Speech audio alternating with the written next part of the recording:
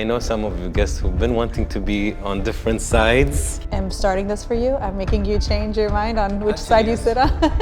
For every girl who's watching, what is the right balance? What's the most hurtful thing someone has ever told you? I had a betrayal moment from my parents when I was young. Do you want to hear what they did? And Mama and Baba, if you're listening. You went against all of the data that will tell you you don't need to be political or you don't need to speak about humanity. I have cared so much my whole entire life about people liking me, accepting me, throwing it all away. It was really tough, really tough. Why does it make you emotional?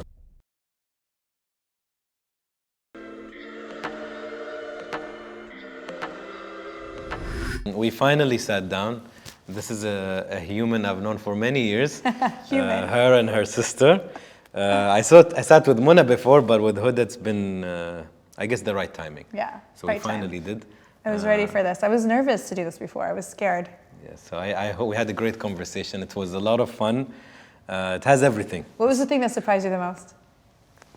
I think how similar, like I had a feeling we'd be similar, especially at work. Yeah. And the more I talk to you, the more I'm like, okay. I'm surprised how crazy you are at work.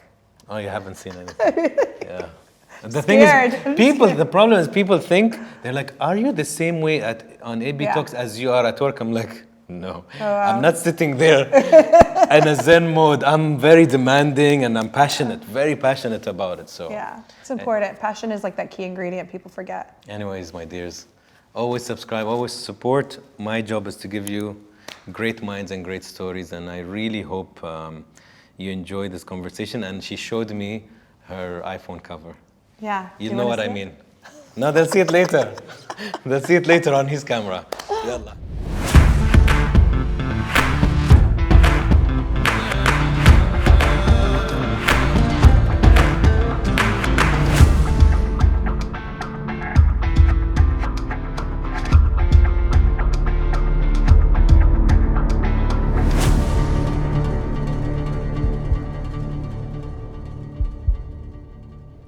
بيسبوني سب البنات كل بنت I was stubborn once she'd be like ما شاء الله يلا okay. Tell them I like. Should we address the elephant in the room or?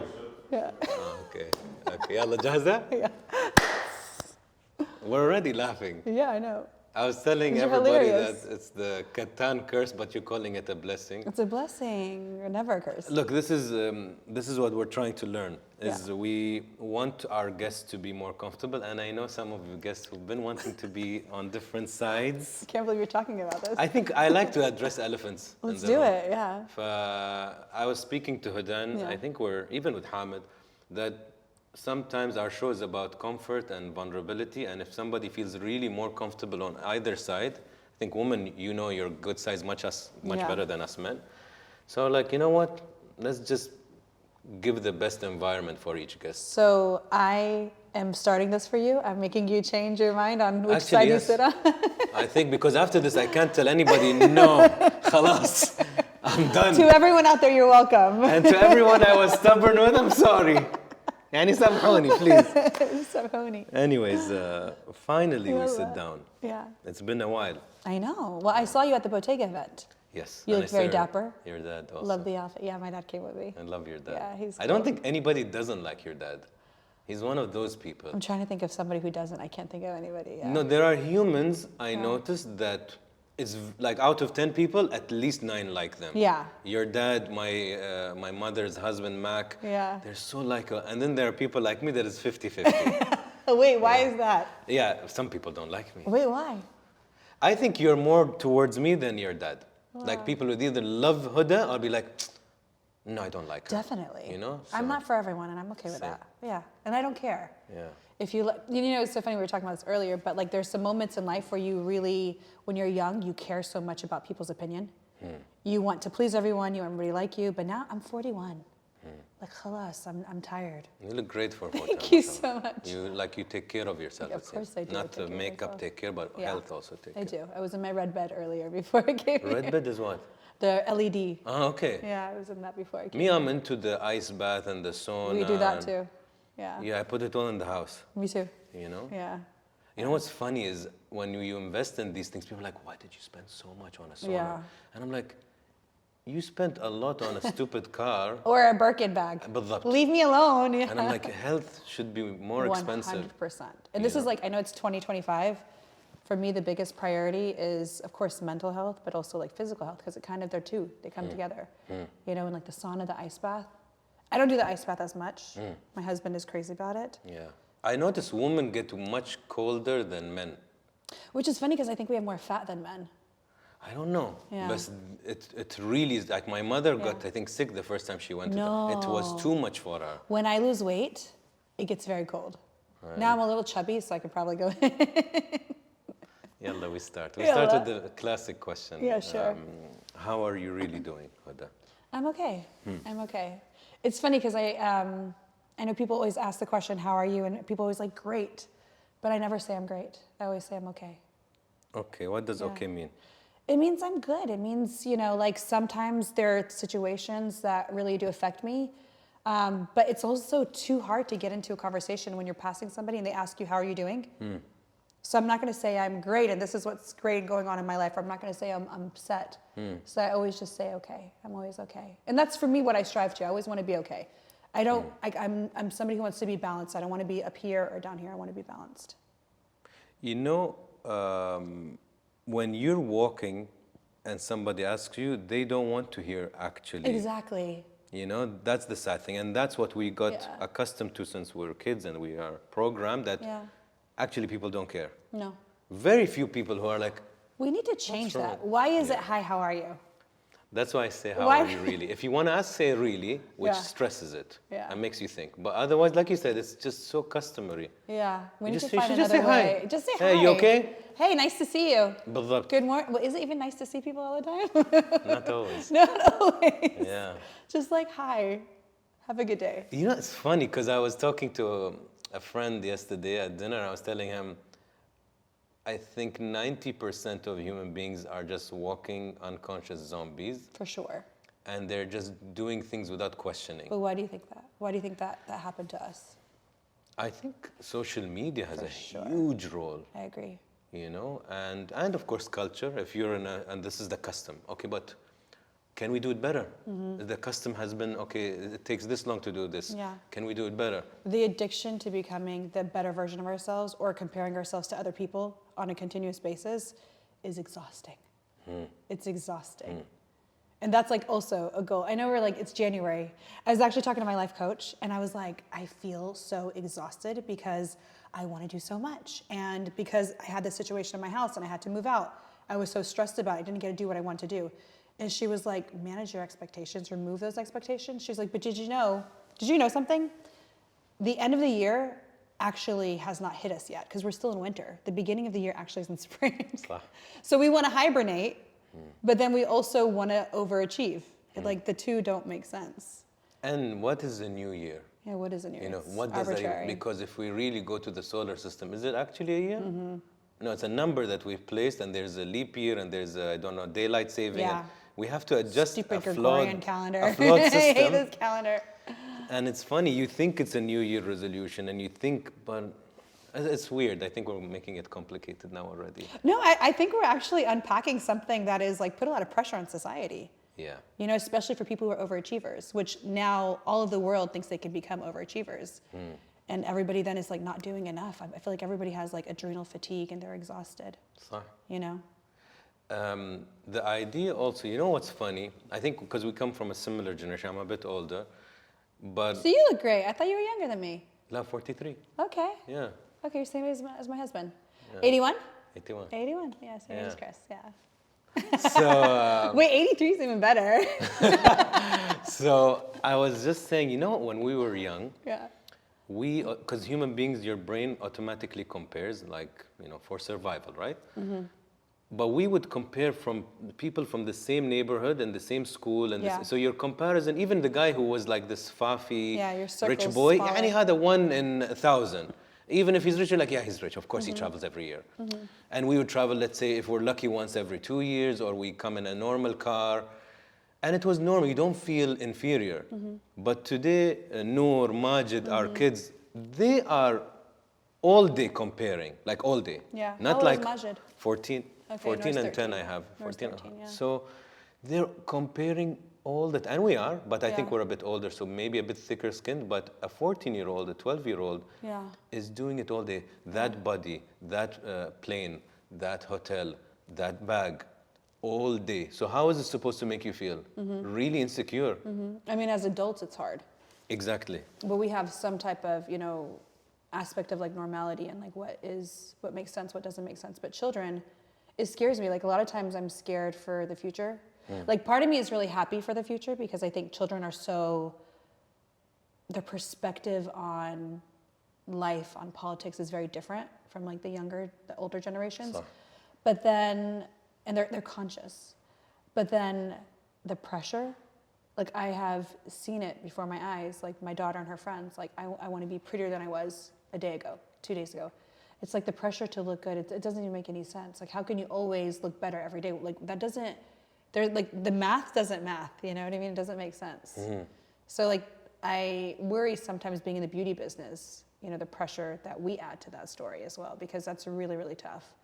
Part of the reason why we decided not to use filters, not to use Photoshop, but I still do, you know, Botox and fillers. So it's like I don't do this, but then I do this, you know. So it is a little bit of a tricky situation to be in. I have like a sense of responsibility, but then I also have my own pressure, right?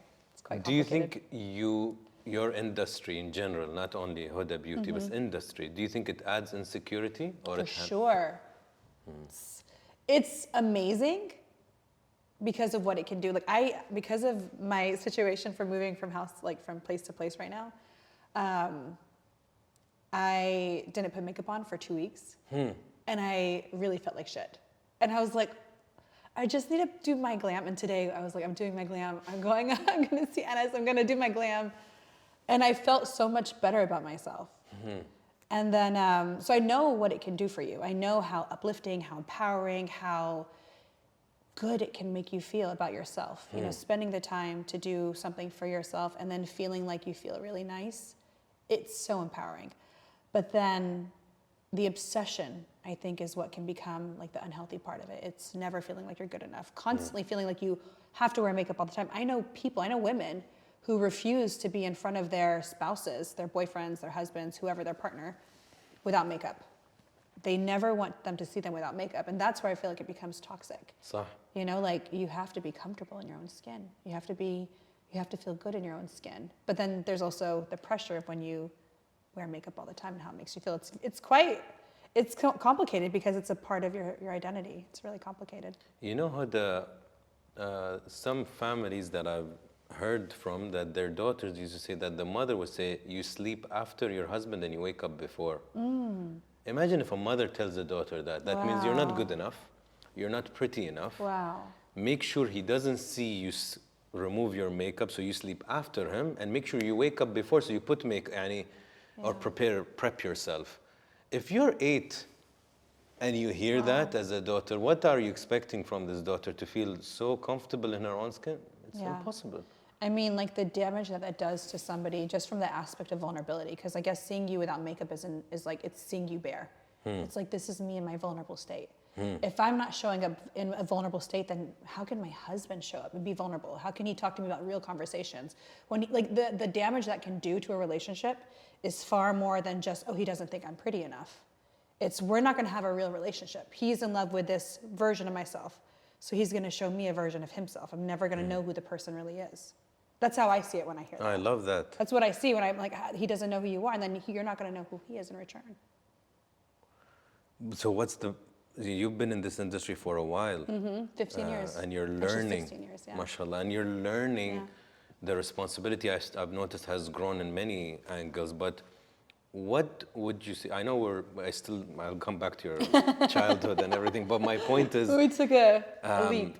For every girl who's watching, who has to go to the gym wearing makeup, who never goes to in front of her friends or whatever, and you don't even see them on a day literally without makeup, coming from a guru or an expert in the beauty industry, what is the right balance? What is something you have to tell every woman who's watching? Is like, Huda, I just can't go out without makeup. It makes me very sad to hear that. And it reminds me also of a moment that I had for myself. And obviously I am, I'm a confident person, but I've had to work on that, as well. And I remember in 2019, we were just about to launch our skincare line. We had a skincare line called Wishful, and the products were so good. We're closing it now. I'm really sad, but I just couldn't manage Huda Beauty and Wishful, so I had to focus. Products are amazing. Did you ever try it? No. Oh, I'll still send you what we have, but you can't buy it afterwards. But, I remember doing the photo shoot, and I was like, no makeup, no Photoshop, like, khalas, we're going to show real skin. And I got in front of the camera, and I'm very comfortable I've been in front of the camera since I was like 9. Very comfortable. And I got in front of the camera. I knew there was not going to be Photoshop.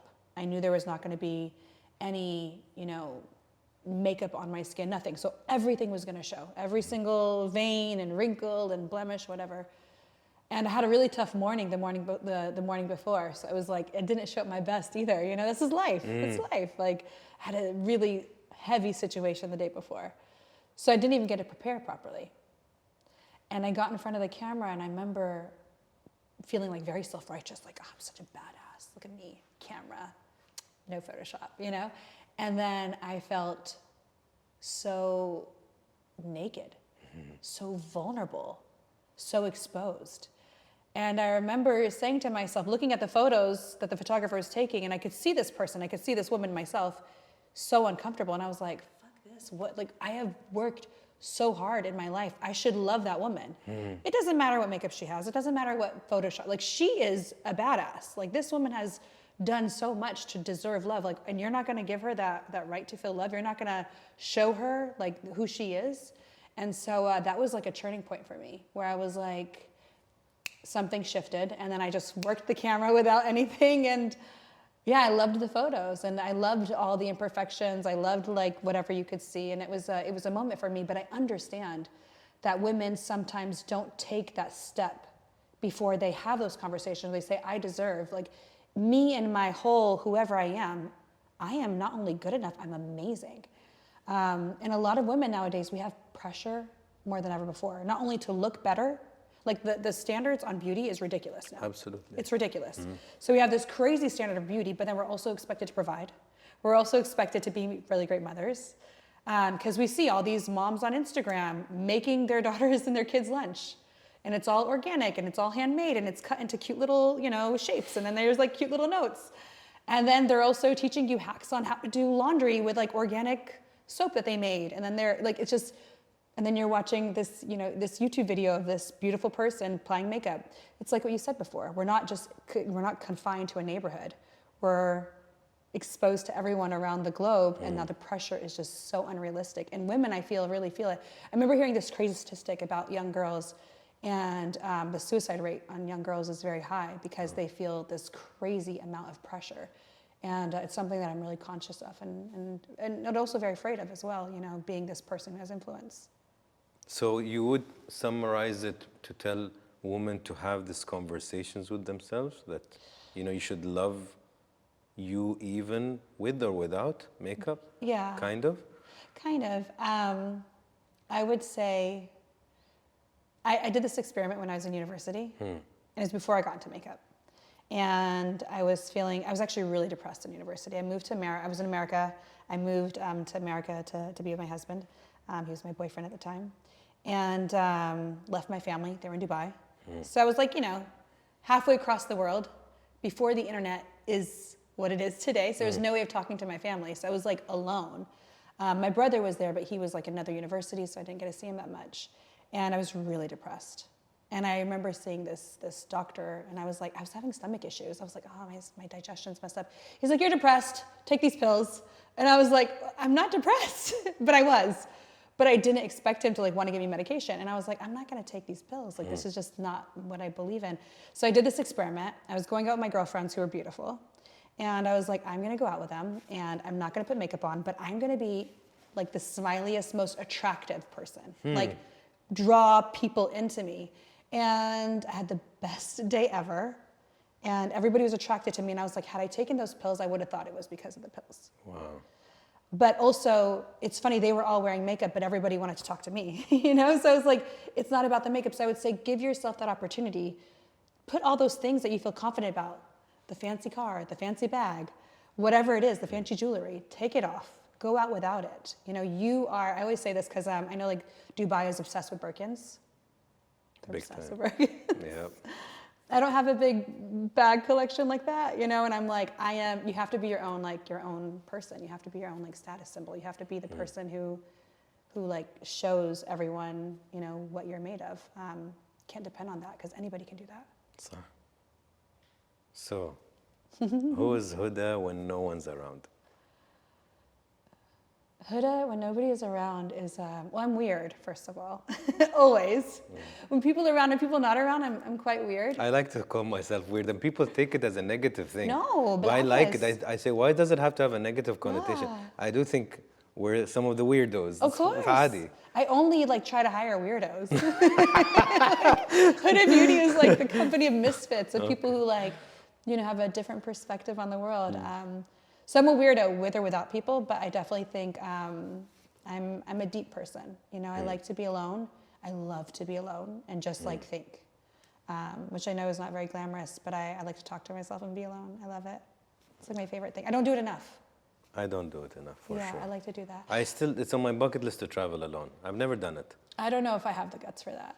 I have to, even for Where do you a wanna go? long weekend. أي مكان. يعني I could go to Switzerland. I could go. Do a Actually, staycation. a new destination would be nice. Just for me, just to walk around. My mother preaches this a lot. Yeah. And you know, she says something interesting. You choose. She said, you choose who you give your ears to, and you choose who you speak to when you're alone. Because when you're with a friend or a spouse, or you are forced. There is an energy like, sure. oh, it's awkward. I need to say, oh, they're bored. Oh, they want to go out. I'm tired. I was like, yeah, you know, you have no. You're like, I'll stay in the hotel today, and nobody's going to tell me we have to go out, or oh, come on, we're wasting a day. Tomorrow I'm gonna walk around. Today I want to eat pizza, not a burger. And like, you don't have any of that. Like, Yeah, it's all up to weird you. for It's all people to who you. are around people all the time. Me, for example, probably you. Yeah, I'm always around people. I'm like, maybe just to go and not have that subtle pressure, because some of them are sweethearts around me, but Yeah, this is of course, it's a subtle pressure. But it's just you want that time for yourself. I get it. Where would you go? I think I should go to a new country. Go to Iceland. والله العظيم كنت بقول I've Iceland. been there 5 times. I swear Go there, it go was there. the first word in my Wallahi, mind. go there. Wallah, go It's there. nice? Amazing. And if you really want to be alone with your thoughts, there's no better place because there's no people. And you're just with like weird earth. It's not like trees. You're around volcanic rock, and like thermal water, like geothermal water. It's incredible. You should go there. Put it on the top of your bucket list. Okay, Huda the weirdo. Okay. I'm very weird and very proud. I love that. Like very weird. When I was young, people used to call me weird, and I hated it. And now I'm like obsessed with it. Yeah. Okay, childhood in 3 words. Summarize. My childhood, I would say it was in 3 words. It was rough. It was rough. It wasn't rough like I didn't live in the hood or anything like that, but it was rough. I felt very isolated. You know, I grew up in a place where people didn't look like me. So I would say they're not nice words. I don't love my childhood. I didn't love my childhood. I know some people really love their childhood. I did not feel that way at all. Yeah, so I would say tough, isolated, and maybe, I don't know, I'm happy it's over. I'm really happy it's over. It seems like it was really tough on you. It was because, you know, I grew up in a place where I grew up in Tennessee. And like I was born in Oklahoma, moved to Tennessee when I was like 2. Mona was like 6 months. And it was tough being somebody who looked so different. You know, I'm Muslim, I'm from Iraq, and nobody was even tanned. You know, I had a weird name, Huda, you know. Mona, at least her name was Mona. And people were familiar with it, and she was very fair. So she didn't get like the type of isolation that I got. And kids really can be very mean. They can be very cruel. They went out of their way to make sure, you know, in moments where maybe I felt a little bit more included, no, you're an outsider. I just want you to know you're an outsider. And that was really hard. That was really hard. It definitely, I feel like maybe that's also why I like to be a little isolated now too. You know, I feel like I felt isolated as a child, and even now, I like it now. I'm like, I want to be, maybe I do it partly to protect myself, because you know I'm pretty antisocial. I don't go out much. I don't go out much. And it could be a little protective, you know, it could be like a little bit of this like protective thing that I put around myself. Because I was so isolated as a child. Yeah. But I've come to terms with the feelings. Like I'm not like, it's not something where, like of course it affects me, and it's still, I know it's put me in a position now where I probably behave sometimes in ways, I probably handle situations in ways where it could be better. You know, like maybe I get more defensive sometimes, maybe I protect myself and I pull away from relationships a lot. I know that. But I'm still working through some of those feelings, you know, and it's like understanding myself even, because I still don't even feel like I understand all those things that I went through. It seems like you go back to it because it's familiar territory. Yeah. Like if you like isolation now, it's because it's familiar. Yeah. You had that in your childhood. Yeah, and maybe I didn't appreciate it then, and now I'm almost like finding my comfort within it. Because now you're more at one with Huda. Yeah. I read that you called yourself, or like to be called, Heidi. When I was young, Yeah. Oh my goodness, yeah, you did read that. So obviously, you know, again, Huda was not a common name, and somebody once was like making fun of my name, and then I, you know, my middle name was Heidi, and then when I switched schools, I ended up changing my name to Heidi. And it's so funny because when I moved to Massachusetts, where I met my husband, I didn't want to go by Heidi anymore. I was like, I want to be myself, and I want to be called Huda. And even like people would give my family so much shit, like because they found out we were from Iraq, and like we had friends, and then as soon as the Gulf War happened, they stopped talking to us. You know, and it was like, you're our friends, you know, we're close. And then all of a sudden this happened. We have nothing to do with the Iraq war that was happening. And it was just so closed-minded there, you know, and that kind of puts this pressure on you where you're like, wait a second, is something wrong with me? Is something wrong with where I'm from? And you don't know how to feel as a child. You're like, should I be ashamed of who I am? Should I hide who I am? Should I become smaller as a person? And that was really, really tough, because I am not a small person in the inside. I'm a loud person. I love people. I love to be around. It's so funny that I isolate myself so much because I actually love people and I love to be around people. But then I just also like almost want to like, I don't know, maybe I'm more introverted now as I've gotten older. I love to be around people, but then I also love to be by myself. I think it's a bit of a sad thing, but I'll say it. What? I think you're an extremely beautifully bubbly human that appreciates people. But I can imagine the young Huda, every time she attempted to connect to people, she would get stung. Maybe. And at some point, you're like, I can't be just me. Maybe. So, it could be, because like even like when I'm having conversations, you want to hear the craziest thing? When I was younger, like I was always avoiding very intimate relationships. So it could be. Like I would go out to a party when I was like in high school, and me and Mona would go together. And people would talk to me, and then I'd be like, okay, all right, how do I escape this conversation? So I'd be like, have you seen Mona? And I'd always like run away. And then I'd see Mona and be like, okay, Mona, I'm gonna go. But I was almost like afraid of having like really intimate conversations, you know, because I always had this pressure, like I'm not gonna be good enough, I'm not gonna be accepted by this person, which is really interesting that now I told you about this photo shoot where I was like, I had to fall in love with this woman that I saw back in the camera, in the photo. And I think that's why it was such a moment for me. It was like a life-changing moment because it meant something to me because of everything I'd gone through. it's so beautifully ugly Oh, how thank you. our lives are mixed with traumas and glory, beauty, sadness, and then they just mix and make you. You know, it's crazy, and makes you maybe a high achiever, makes you perfectionist, makes you a great mom. You don't know. Do you think that affects us as high achievers? Like, I wonder sometimes if that didn't happen to me, would I still be a high achiever? Would I still be so obsessed with Probably not. success? I'm so curious, though. I have a book that you have to read that I always talk about, and it's called Heal Your Wounds and Discover Your True Self. And it speaks about the 5 wounds we're subjected to as children. Okay. And because of those wounds, what our ego uses as a mask to protect us from this wound.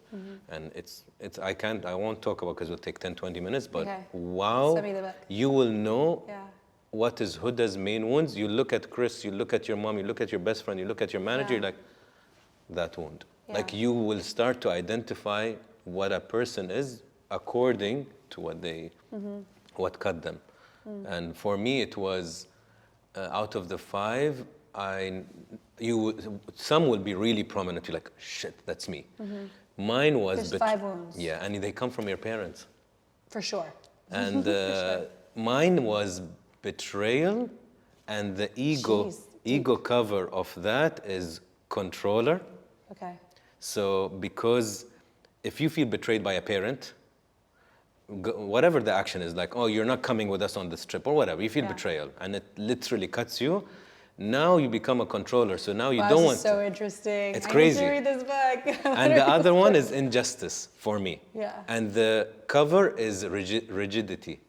Like, I'm like, this is the way we do contracts. So are you stubborn? We do it this way. So it doesn't have to do with you being, are you a Taurus? I'm a Leo. Oh, you're a Leo! Yeah. When's your birthday? August 3. August 3. Chris is August 4th. Oh, wow. 80, one day. Yeah, one in day. Different countries. You're That's crazy. So you have to read it. Yeah. It's really interesting. It's short. You'll finish it like in 2 days. I'm going to read the book, yeah. I'll get you one. Send it to me. Yeah, I will get you one. To answer you, I do think our wounds made us a certain way. Like, I don't even remember betrayal. Yeah. But when I read it, I'm like, that's me. And something had to happen to make me feel like I need to... I had a betrayal moment from my parents when I was young. Do you want to hear what they did? And Mama and Baba, if you're listening, you know what I'm talking about. One time when I was like, I must have been like 12. Okay, I was boy crazy, all right? Okay. I liked boys. Yeah. But one time I went out and I came home and all of our stuffed animals were like neatly placed. Okay. And I was like, I pay attention to everything. And I was like, that doesn't make sense. So I went and I started moving them all over the place. I found a recorder. A recorder. In one of the stuffed animals. And it was like so obvious. It was like, put out like this. The recorder was so big. It was like in the 90s. Who's the FBI, your dad or your mom? I think it was my dad. But I was so mad at my mom for letting him do it. I definitely felt betrayed. Old school parents, hot recorder, chick. I'm like, I would have just told them if they let me tell them, but betrayal is, I felt betrayed. Interesting, huh? I felt betrayed. Yeah. Yeah, I really did. And I definitely have like control issues now, so it could be from that. No, I do think we have this wound in common, for sure. Because I think this is how I also lead, and I have to teach myself. Anas, delegate. Anas, don't micromanage. Anas, khalas. I need this. I had to teach myself with years. Before, it was probably everything has to go through me, and it's us controlling betrayal at work. And some of the worst betrayals I've faced in my life are in work, not in love. Wow. Yeah. Wow. And I feel if somebody betrays me at work, like somebody who I thought, I got him to my house, he was my friend, and da-da-da-da, we ate together, he knows my family, and then they betray me, oof. Yeah. This hurts. Yeah, of course. You know? Of course. Are you really nice? I think I'm fair. Really? I don't think I'm Sounds very like you're nice. really nice. I'm not very nice. At No? work, you can ask them. Is he nice? I think I'm okay. He's nice. They're saying you're nice. Good. Alhamdulillah. I have a high standard. Are you tough? Yeah. Even with my kids, I have tough love. I love them, I'll hug them. I'm terrible with my daughter. And I think it's because I could be making this excuse up, but I have so much guilt being a working mom because my mom didn't work. And I wanted to stop Huda Beauty. I wanted to quit Huda Beauty in 2016. I was like, khalas, I love being at home. I love cooking. I love being like fixing the house. I love it. This is like my happy place. And I told Chris and I told Noor, khalas, I'm gonna just, Huda Beauty is starting to become big and I'm getting a little nervous. We just launched a makeup then. And I was like, before it becomes big, let me quit. And Noor was like, no. She's like, I want you to work. And I was like, oh my God, they don't want me to be home. They want me to work. But I wanted to be at home. I wanted to be at home because it's nice. It's nice to be at home too. So I feel like, because I feel so guilty. I put in my notes on my phone that I want to do a video on spoiling your children is spoiling their future. And that's why I'm tough with my kids, because of course I'm inclined out of love to be like, Habibi go, Habibi do. But I'm know this. when I think of the future, I'm like, when I die, I'll have a spoiled boy. Yeah. That will be a liability. Anas, I know this. I'm weak. I am, and the other thing is I feel like I have to pick my battles. I can be tough in the office. I can be demanding everywhere. At home, Yeah, you want I to cannot. No, I can't. compensate. Exactly. I'm exhausted by the time I get home. I I know. can't. Yeah. I can't. I'm tired. She just, and I'm like, okay. You didn't step I'm here. mad. Step here too. I'm mad for like 2 seconds, but to be honest, she's a really good girl too. She's really well behaved, yeah. But she loves makeup already. So I'm in They trouble. all do. Your daughter's 10? I have 2 boys. Oh, 2 boys. 10, 14. 10 and 14. Okay. Majid and Khalid. Oh. Tell me about your dad. My dad? Yeah. Yeah. This beautiful character. How was he when you were a kid? So when we were growing up, he was kind of, we didn't have the best relationship. You know? or all of you? All of us, but especially me. Especially me and my dad growing up. We have very similar personalities. I am a mini Barhumi. We call him Barhumi. I am a mini, yani, not even like 99. Like Mia the Mia, I am him. Wow. 100%. And even like when I meet his friends, I'm talking to them, they're like, oh my God, you're exactly like Ibrahim. I'm exactly like him. So we clash a lot because of that. Because he wants to be the boss and then I want to boss him around. And so it's a really interesting relationship. But I think as he's gotten older, I've humbled myself, you know, as I should have in the first place. But I definitely have changed our relationship, and he's always, you know, he's very sweet. He's kind of funny. He did retire. That has been hard for him because he likes to move, he likes to go, he likes to do things, and so he's very active in other things now. But he was very active in his students' lives before, and that was hard for him. So now he's helping us, he's supporting us, and he supported me very much when we were doing Huda Beauty. Okay. You know, he sold one of his homes in Iraq and helped me fund the business, which was, I don't know, if he didn't do that, I would have been screwed. Maybe he saw him and you. Yeah, I think we're so similar. It's crazy. Even when we play chess, we make the same moves. He didn't teach me how to play chess. Yeah, he's really weird. It's weird. I am mini Barhumi, and he's even like weird and loud, and he's funny, and he's like a little bit like Korkoz. Like I'm the same, you know. And Alia, my sister, like the three of us, the exact same. Yeah, like a little like something's loose, but. It's nice to see how your eyes shine when you speak of family. Yeah. Yeah, family is it's, you know, I wish I had more of a social life, like I do. But, you know, it's like, for me, it is like my big focus is like work and family. I don't feel like I get to spend enough time with my family, you know, but I feel like it's never enough. Like no matter what, it's never enough. And I feel like my family now, they run away from me. Like my parents, I feel like they run away from me. I'm like, I want to hang out. They're like, oh, we're tired. I'm like, what? What about your mom? I don't know if I ever met her. No, she's quite mysterious. Hey. Yeah. How was she when you were a kid? My mom is a very sweet woman. She's very sweet. She's very Different than dad? She's very soft, very timid. Okay. You know, they complement each other. My dad is very loud and kind of aggressive, and my mom is very soft-spoken, and she's Muna. Okay. Muna is my mom, and I'm my dad. Interesting. Yeah, and so you know, they definitely have like different personalities, and my mom's kind of a little mysterious. She doesn't really show herself. I don't know how, she likes the camera, but then she doesn't like the camera. Like she'll come, but then she'll be like, no, I don't want to be in the photo shoot. Yeah. So she likes to be more. I don't think we met. No, I'm sure you'll never meet her. Really? I'm sure, no. Interesting. No, like she did make an appearance, I think, in Dubai Bling. Really? I don't watch that. I think, yeah, I didn't watch it either. I just fast forward to Muna's parts. Yeah. I don't watch television. So even when we did like a little TV show, we did like something with Facebook, I didn't watch it. Oh, really? I don't watch TV. Don't watch TV. I like TV. It's my off time, but it takes me like 3 days to finish one episode. Yeah. That's I the can't sad get into thing. it. I can't like, there's so much good television and good movies, but I just can't. I can't get into it. I used to love reality television, and then I just felt like it was, I don't know. After I saw like some Real Housewives, they were all like insulting each other. I'm like, it's like, you're not real. You're not this. You're bad. I was like, this is all about putting each other down. I felt like dirty watching it. And I was like, Khalas, it's not for me. I can't. I can't watch reality television. Young Huda would clash with dad. Young Huda would clash with mom? Young Huda would clash with everyone. Really? And old Huda too. Interesting. Yeah, I have a very, I'm a rebel. Yeah, I could tell. I'm a rebel.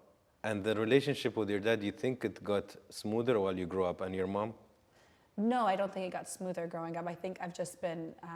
You used the word humbled. I've humbled myself. Yeah. I think, again, me and Muna are kind of weird, you know? Like, if you call Muna and you have a problem, she wants to help you. صح. But even if you don't need her help, صح. like, I just want to complain to you. Just let me vent to you. No. And she creates all these WhatsApp groups, and all of a sudden there's like all of Dubai working on how to solve your problem, then you don't really have this problem. And so I think I'm a little bit like that too. Like sometimes we overdo things when we don't need to do it, you know? I've gotten a lot better at that now as I've gotten older because I have the awareness into it. So I think I can see where maybe I was making some mistakes with my mom and dad, you know, trying to get them to be healthier, get them to do certain things that I thought were good, but they didn't want to do it. You know, we do that to our parents. We baby our parents as we get older. Yeah, that's life. Yeah. Yeah. But like, they're not ready sometimes. I teach myself, Huda, because I'm like you. I taught myself, and I keep teaching because it's difficult. You can take the horse to the water, you can't force it to drink. And I've taken a lot of horses in my life to the water, and they just don't want to drink. It's exhausting. It's so tiring, and then you're disappointed. They're frustrated and annoyed by you. If they don't want, they don't want. I feel the same now. I'm teaching myself to Anas, they don't want. They don't want. It's for you, it's success. For you, it's health, they don't want. But why do you think we take them to the water? Is it because like we're trying to be the hero? Because I told Mona, I was like, you're trying to be the hero. I just need you to listen. And I'm like, do I do that? I think sometimes I'm trying to be the hero. I want to save the day. I think my love for you or for anybody is to try to make you better. That's how I love you. So I'll be like, read this book, let's travel here, let's watch this together, eat this is better, drink this is I think it's my love language. Yeah. So what's your love language? Acts of service? Yeah, for sure. Yeah. I want you to be better because I love you, I care. Yeah. And if you don't, then I'm like, oh shit, you're not letting me love you, kind of maybe. Oh my God. I guess. That's funny. You know? That's funny. Allah It's like speaking different languages. Yeah, that's another great book. Yeah, the five love languages, so good. Yeah, this is as good. The wounds one is the same. Yeah. Now I'll go to Huda Beauty. Okay. How did this all change? Because there should be a documentary about you, not because you're sitting in front of me, because it's a case study. It's a case study of an Arabic woman with a modest, simple background, third culture kid. The chances of this happening is really, really low. Like probability-wise, people wouldn't have put money on it. But subhanallah, you're global as an Arab woman and as Arab woman. Huda Beauty. Mish Heidi, Mish Laura, it's Huda. Yeah. And at a time when you really became big, Huda, it's like it was alien. Now it's like we should support the Arabs. Now شوي أسهل. Yeah. Much But easier. at your time, very hard. Definitely. So how? Well, you know, when we first launched the blog, because, you know, this year is 15 years. Yeah, the blog was 2010. 2010. صح. And when I first launched, people were like, what are you doing? Even I was wondering, what am I doing? Like nothing made sense to me. And I remember speaking to somebody who was a friend of mine at the time. And I was like, what I'm doing doesn't make sense. Like, I don't know who to follow. Like, who do I look to? And my friend at the time gave me really good advice. She was like, there's no trail. You're trailblazing. This is what they call trailblazing. You're making a trail. And it wasn't clear to me, like, what to do. Okay, I start a blog. Do I get advertisement on the blog? Like, how do I eventually make money on this? Because I'm spending all my money to run this. But there's no way I'm going to monetize this anytime in the future. And then, you know, Mona was like, you need to start lashes. And I had no money at the time. So my sister Ali gave me $6,000. She let me borrow it. I gave her equity eventually. So it was the best $6,000. Like For sure. Best investment ever. But we started with the lashes. And everybody was like, you can't do this. Influencer brands don't work.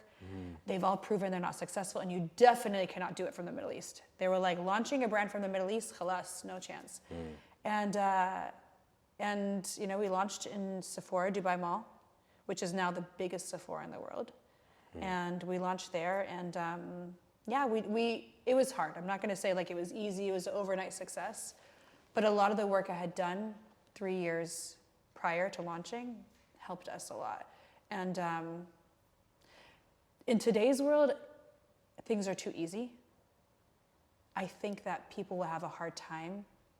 Like, because it was so hard for me, I was able to deal with. You persevere. I persevered. Yeah, like, now we they had don't some sustain. No, they don't sustain. They're just used to like things being easy. I've actually met influencers, literally, who've told me to my face, I just did TikTok because it was easy.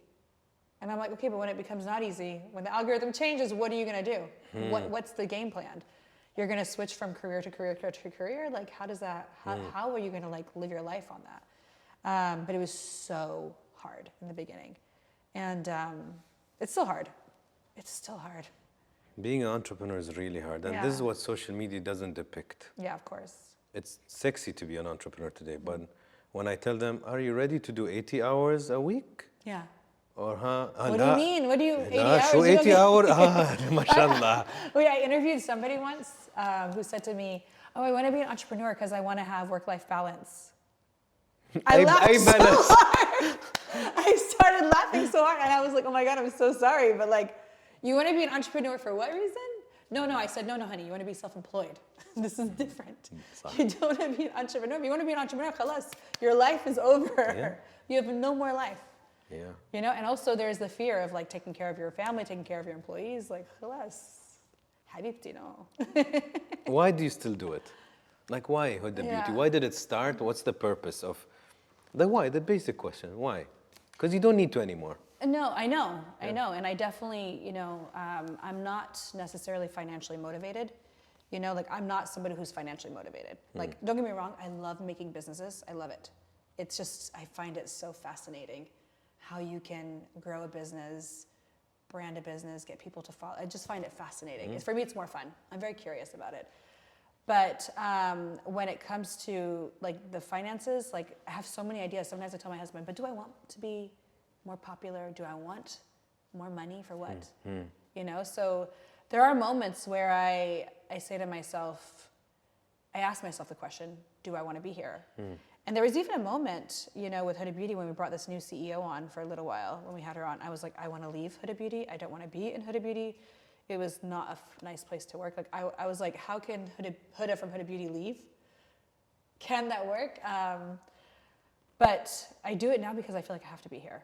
I feel like I have to. If I want to change this space, I can't leave it. I don't want to leave it and then like have it. Like, what is the future of beauty? I know Huda Beauty is here making good change. I know that for a fact. I can feel it. I see it. I see it from like people who I interact with who tell me like, and sometimes I forget. You know, people will say to me like, I really do appreciate that you talk about this, that you don't use filters, that you don't do that, and or you do talk about. I was talking to this one woman and I was like, I want to lose weight, and she was like, okay, go on Manjaro. And I was like, no, I can't go on Manjaro. She's like, why? I was like, because I have to talk about it. And she's like, you don't have to talk about it. I was like, no, but I guess I have to talk about it. And then and then she was like, oh, let's go on it and talk about it. I was like, no, because if I talk about it, then people will do it. And then she was like, oh, halas, just don't do it. I was like, I'm not going to do it. I'm going to find another way. And so I feel like I have this sense of responsibility, you know, and I take it very seriously. Like I know I'm here to be a positive influence either to people or to the businesses themselves. Like I feel like I put that pressure when I choose to speak out about something, when I choose to donate, because we donate to different causes all the time. I know I'm putting, the only reason why I'm outspoken about the donations we make, like when we make donations during Black Lives Matter, during everything that happened in Gaza and earthquakes that happen, I know I'm putting more pressure on other businesses. That's why we're public about it. I never tell about my personal donations. My public ones, I know other businesses are like, oh crap, now we have to too. They should. They should. I know you've been very keen to show love and support and to speak about Gaza or Palestine. Yeah.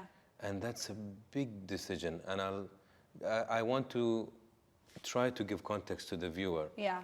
You have a global brand with a big Western audience and Western customers. So I'm sure most of our 80-90% of people will tell you, La, you're gonna destroy your business.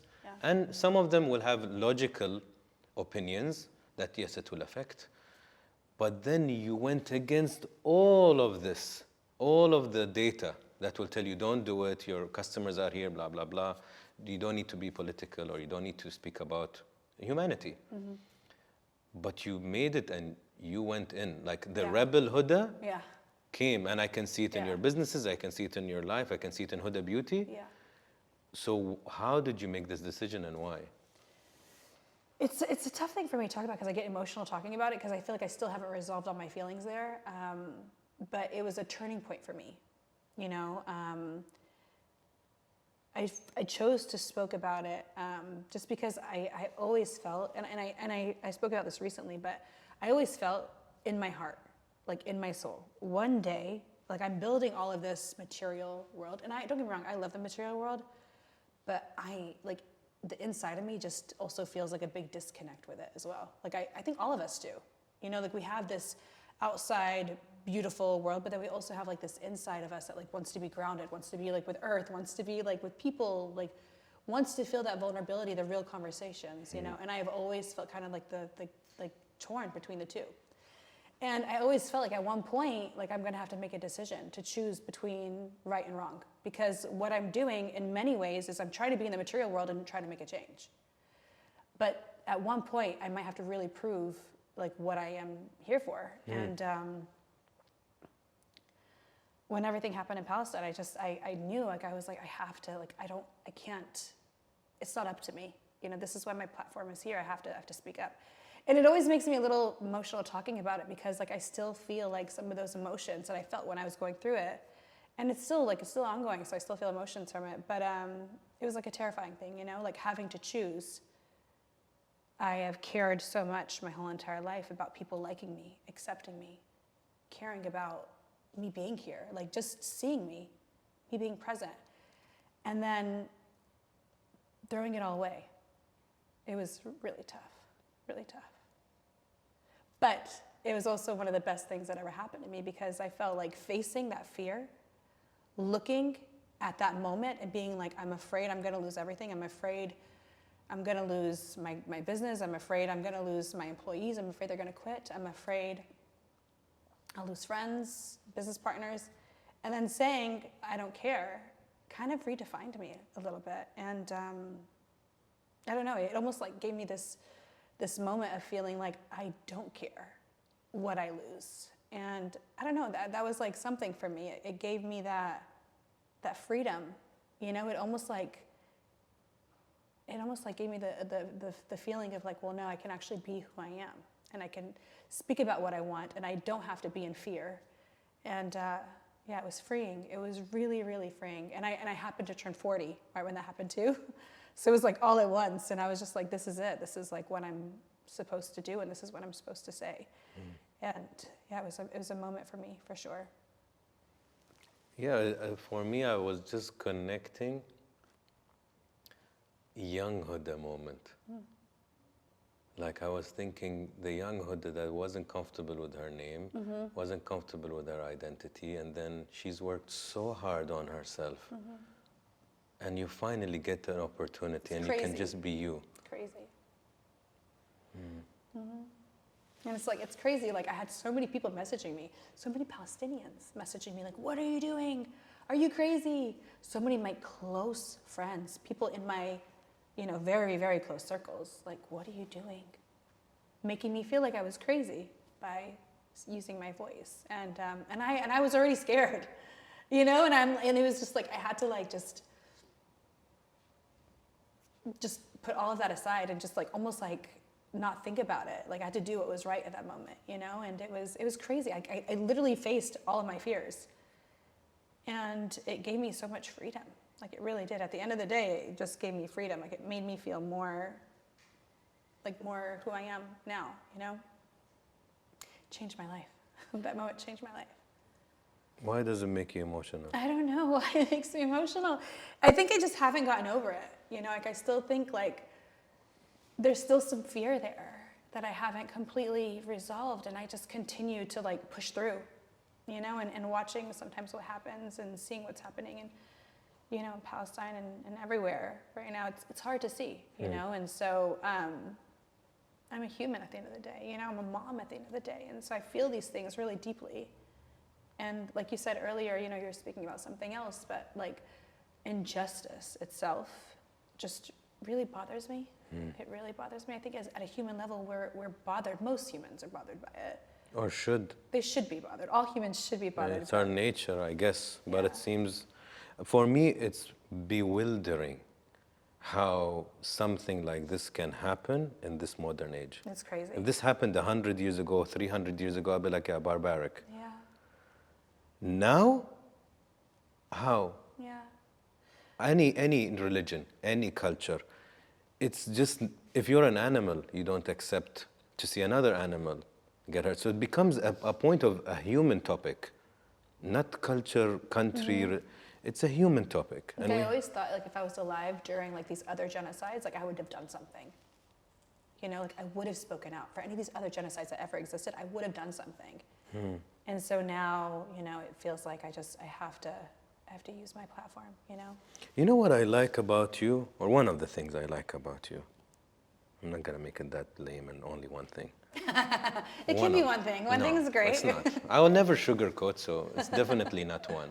I see also a lot of similarities in us. Yeah, me too. You are fucking brave. And I'll tell you, why am I saying it this way? Because we think that courage is the absence of fear. And the real courage has nothing. A firefighter is scared when he sees fire, but he still decides some lives matter. Yeah. Mine can be dispensable, I will go. That's bravery. This is what people need to understand. You're facing fear. And I'm not fearless. why am I trying to bring this context of you as a woman who spoke? You're not a woman who doesn't have a daughter, who doesn't have a family, who doesn't have a global company, that even if you speak, you have like 100 people listening. Yeah, I'm not undermining the people who do that, but the stakes are way higher than anybody in this room. It's very risky. Yeah. So with all that fear, to still say, maybe this is the moment where I've always spoken about me making a point or using my voice. Should I go back to the Huda that is Heidi? Will I go to Huda? Khalas. And then I think you took that moment, although you could have remained afraid, and you could have remained like, no, I will not use, I'll be safe. It's so funny you say that, because people would say that to me all the time. They're like, you're fearless. And I'm like, I am not fearless. I am so afraid. And I'm afraid all the time. Like, I'm afraid on so many levels. Like something happening to me, something happening to my family, something happening to my business. Always afraid. But that doesn't mean I'm not going to look fear in the eye and say, fuck you. Like, and I think that's exactly what you said. Like, it is important to sometimes look at these things. And I think I've always been like that as a child. But it was conditioned. Like, I didn't do that, you know, like guns blazing. I kind of went in slowly as a child. I kind of just put myself in situations. And you were a child. Huh? And you were a child. Yeah. يعني حبيبتي صغيرة يعني how much will you know at that stage? Now you know. Yeah. But I did when I was young put myself in uncomfortable situations. You know, I would always speak up. Like, I was like 9. Wow. And my dad would say things to me, and I was such a bad kid. I was the worst kid in my family. I was the worst kid in my family. I was like always going out, sneaking out, like, oh my God, the mouth that I had. Like, my dad would say, you need to respect me. And I was like, well, you need to respect me. I was a 9. Yeah, and if Noor said that to me, oh my God, I don't know what I would do. But I was like, just this like sharp tongue, you know? And so I think there is a part of me where it's my nature, but then, but you know, I have a thing to ask you, because you said like the stakes are high, but for anybody, their stakes are high. So even if you have nothing, like let's say you're just starting out your career and you haven't built anything, you could still lose everything, you know? And then that's still, your stakes are high. Yeah. You're right. You know? It's So subjective. I did feel like my stakes were high, but I feel like they were just as high as everyone else's, you know, in some ways. I don't think, I would like to say yes, but Yeah. I won't, because I do think, يعني أنت مثل ما قلتي منجارو. If you use it, at least 1 million women will use it. I know for a fact people will use it. So if you say, Yeah. let's speak about this injustice Yeah. with Palestine, 1 million people who are afraid to speak will be like, let's speak. So anything you do as Huda, whether you like it or not, don't undermine it. It has an influence. Today you tell me, Anas, you should drink this flavor of Humantra. I'll be like, okay, I'll drink that one. عرفتي؟ يعني في influence. أنا أسمع لك وكل حد يسمع. Yes, the 100 person has, maybe it's as hard for them to speak, but the ripple effect is less. You're right. أنت ripple effect مالك huge. Sometimes I don't think I think of that. You know, like sometimes I forget. I forget. You know what I mean? I'm still Anas من الفريج. Same. I'm in the neighborhood. When I go into the elevator sometimes and people are like, hi, and I'm like, oh my God, you know, I forget that people, you know what I mean? Sometimes I don't know, I guess I live in a bubble. You know, like it's so funny during COVID, especially when I went out, I forgot. And I would go out, like my hair is crazy, I'm in my sweats and my Lululemons, which I always go out now. Hand sanitizer. Yes, and people are looking at me like, can I take a photo? And I'm like, oh my God, I forgot. Like, people know me, I need to dress up, I need to look nice. But khalas, I gave up now, I don't always look nice. What does success mean to you? I don't think success, again, like I did not come into this career because I wanted a career. You know, I didn't expect all of this to happen. I didn't expect to start a business. I didn't expect to have a team of people and to lead a team of people. I never expected any of those things. So success for me, it's not about career. It's not about family either. It's not about having, I didn't want to have a kid. I didn't want to have any kids. I don't gravitate towards children. And I think it's beautiful that you're honest about it. It was an accident, and subhanAllah, it's from Allah. This was Allah's plan, and she really gave me lessons. Like, God gave me a very challenging child, you know, and it taught me a lot of patience. But for me, like, I just want to be content. Like, I don't have big aspirations in life, believe it or not. Like, I just want to be content. I don't want to be super happy. I don't want to be sad. I just want to be here, and that's the hardest thing. Because it's not about moments. It's not about bursts of happiness. It's about building that foundation, the healthy habits, the healthy, like, you know, space, the opportunity to think clearly. That's really all I care about, is just like that, is being here. That's like the most important thing. And I do consider myself a quite like spiritual person. My relationship to God is very important to me as well. It's very important to me. And what makes you really angry? Everything. I'm Iraqi. What do you expect from me? I'm Iraqi. Do you quickly get angry? Like, yes. Well, I'm 41. Like, khalas, I worked on my temper. But when I was 20, everything. I see it in my daughter. She has a temper. Now I don't get as angry anymore, but because I've worked on myself so much. But what makes me angry? I don't like laziness. That really bothers me. Yeah, me too. It really irritates me. I don't like weakness and lazy. Yeah. Hey, Magdar. Laziness really bothers me because I feel like when people don't care about their job, it's like, ugh, you know, and really bothers me. Yeah. I think it's the curse of us as entrepreneurs. I know that nobody will like our business as much as we. Fine. But give me 70%. I'm happy. Just be passionate. Just show up and care. Care. You know, just care. And I think, like, it doesn't matter what role you have. Care. You know, just show up the fact that you want to be here and you want to participate. You care about the overall success of where this, you know, train is going. So. And I still interview every single person that joins Huda Beauty. Interesting. Because I want to know they care. I want to know that there is passion. How do you, because this is another topic. What? How do you, like, I don't want, because then I'm going to give away your tricks. But how do you, like, the hiring process is the hardest thing in all of my businesses. And then, of course, keeping is another one. Yeah. Because in the hiring, I have to do so many interviews and so many tests and assignments and psychometric tests, just because I'm really trying to reduce my risk. Because it's very expensive to invest. I want to try applying in your company, see if you'll hire me. But well, look, you still can't figure it out, like 100%. And it's a global problem. Yeah. You know, like, what do you do? Do you just sit there like you're really good at reading people? You ask trick questions? I can tell right away. Really? Wallah. I need you. I'm so good. And the crazy thing is I'm so good My team is starting to think I'm psychic. Can I use you as a consultant? I do my interviews are 15 minutes. Yeah, I think it should be short. It's just 15 minutes. So tell me how you got here, and then I prepare my questions as they're answering. And then I'm like, why are they doing this? Why are they doing that? What's happening here? What's happening here? And then I ask them questions like, and I don't want to be judgmental. You kind of have but to that's be. the interview. That's the interview process. But a lot of times you can tell, and so I usually give the manager my perspective, like this is how to make this person successful, this is not how. But I'm crazy accurate. Crazy accurate. Nice. Crazy accurate. Tell me. I did this thing. It's kind of weird. It's like reading people's faces. Have you ever seen that? La. It's really fascinating. When? I had this guy read my face. Okay. And it was, have you done DNA tests before? Yeah. My friend has a really cool company in Toronto. It's called the DNA Company.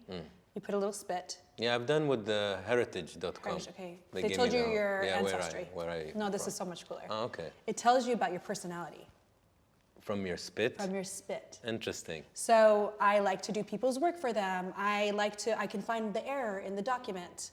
You know, like the 100 I find the page. double space. Yes. Like double space. You might have a serotonin issue. Really? I'm being serious.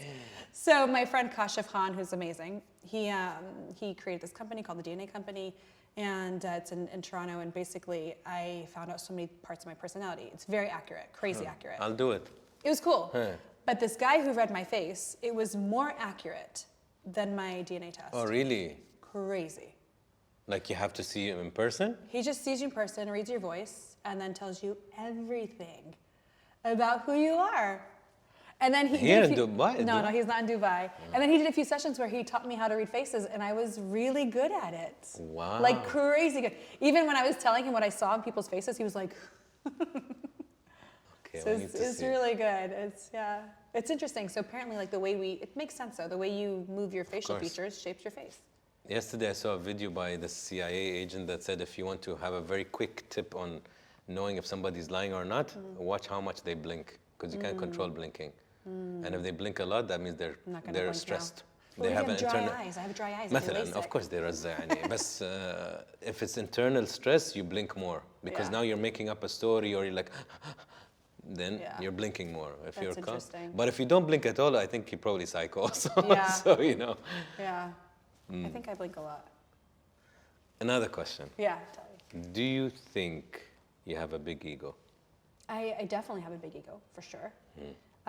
And most of that came out of fear, but now I have awareness into my ego, but I still have like this defensive mechanism from my ego. Like sometimes I want to be like, I'm the boss. And I'm like, wait a second, why am I doing this? I think I'm the boss. Everybody's got it under control. Relax, remove the ego. Nice. I do a lot of work. I have to. You don't have to, you want to, which is good. But I want to some make my people life don't. easier. You know, like I do the work not because, you know, I want to. It's because I genuinely want to make my life easier. It makes everything so much easier for me, you know. So I've had the same life coach for 10 years. Interesting. And there have been some moments where I see her every day. Really? I'm like, I need to see you today. I need to see you today. I need to see you today. So I think she's sick of me, but No, if 10 years, she's not sick for she sure. saw me yesterday for an emergency session. Yeah. So I was like, emergency session, I need you.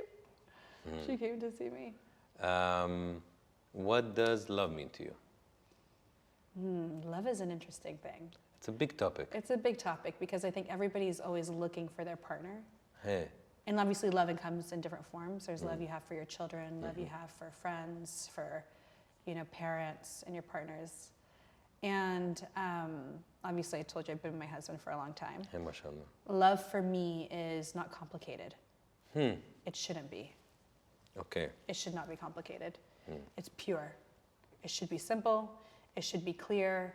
And you should be, you know, it's so funny. I've been with my husband for so long. We've had so many good days, so many bad days. And I remember there was a time where we were actually having a really, really tough time. And I remember every time I have a problem in life, I always go to a book. I'm like, let me find a book that can help me solve this problem.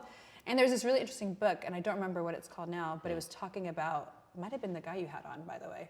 Who? The guy James that Sexton? It could have been him. Does he Okay. have a book? I don't know. Okay. Maybe. Because it was this like celebrity divorce person. Probably him. Yeah. Yeah. And he was talking about like how it's not a communication problem. people forget why they fall in love in the first place. And so I remember sitting down with Chris a long time ago, and we were in a funky place, and I was like, so why did you fall in love with me? He was like, because you're fun. And I was like, well, I'm definitely not being fun right now. And he was like, well, why did you fall in love with me? And I was like, because you're romantic. And he was like, I'm definitely not being romantic now. And so, you know, and some of those things come in like simple form. Like he just wants me to, you know, be present when he wants to do something fun. Where I want, you know, a Post-it note with a nice word or, you know, whatever he does. He has like little tricks.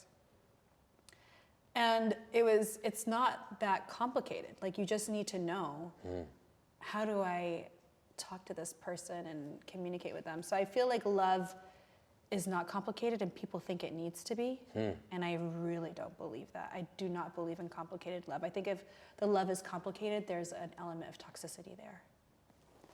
You know, I saw a video by Mel Robbins on Insta, and she was talking about meeting her husband, her current husband. And she said, for the first time in my life, I met someone where I wasn't walking on eggshells or there's too many misunderstandings, and it was actually easy.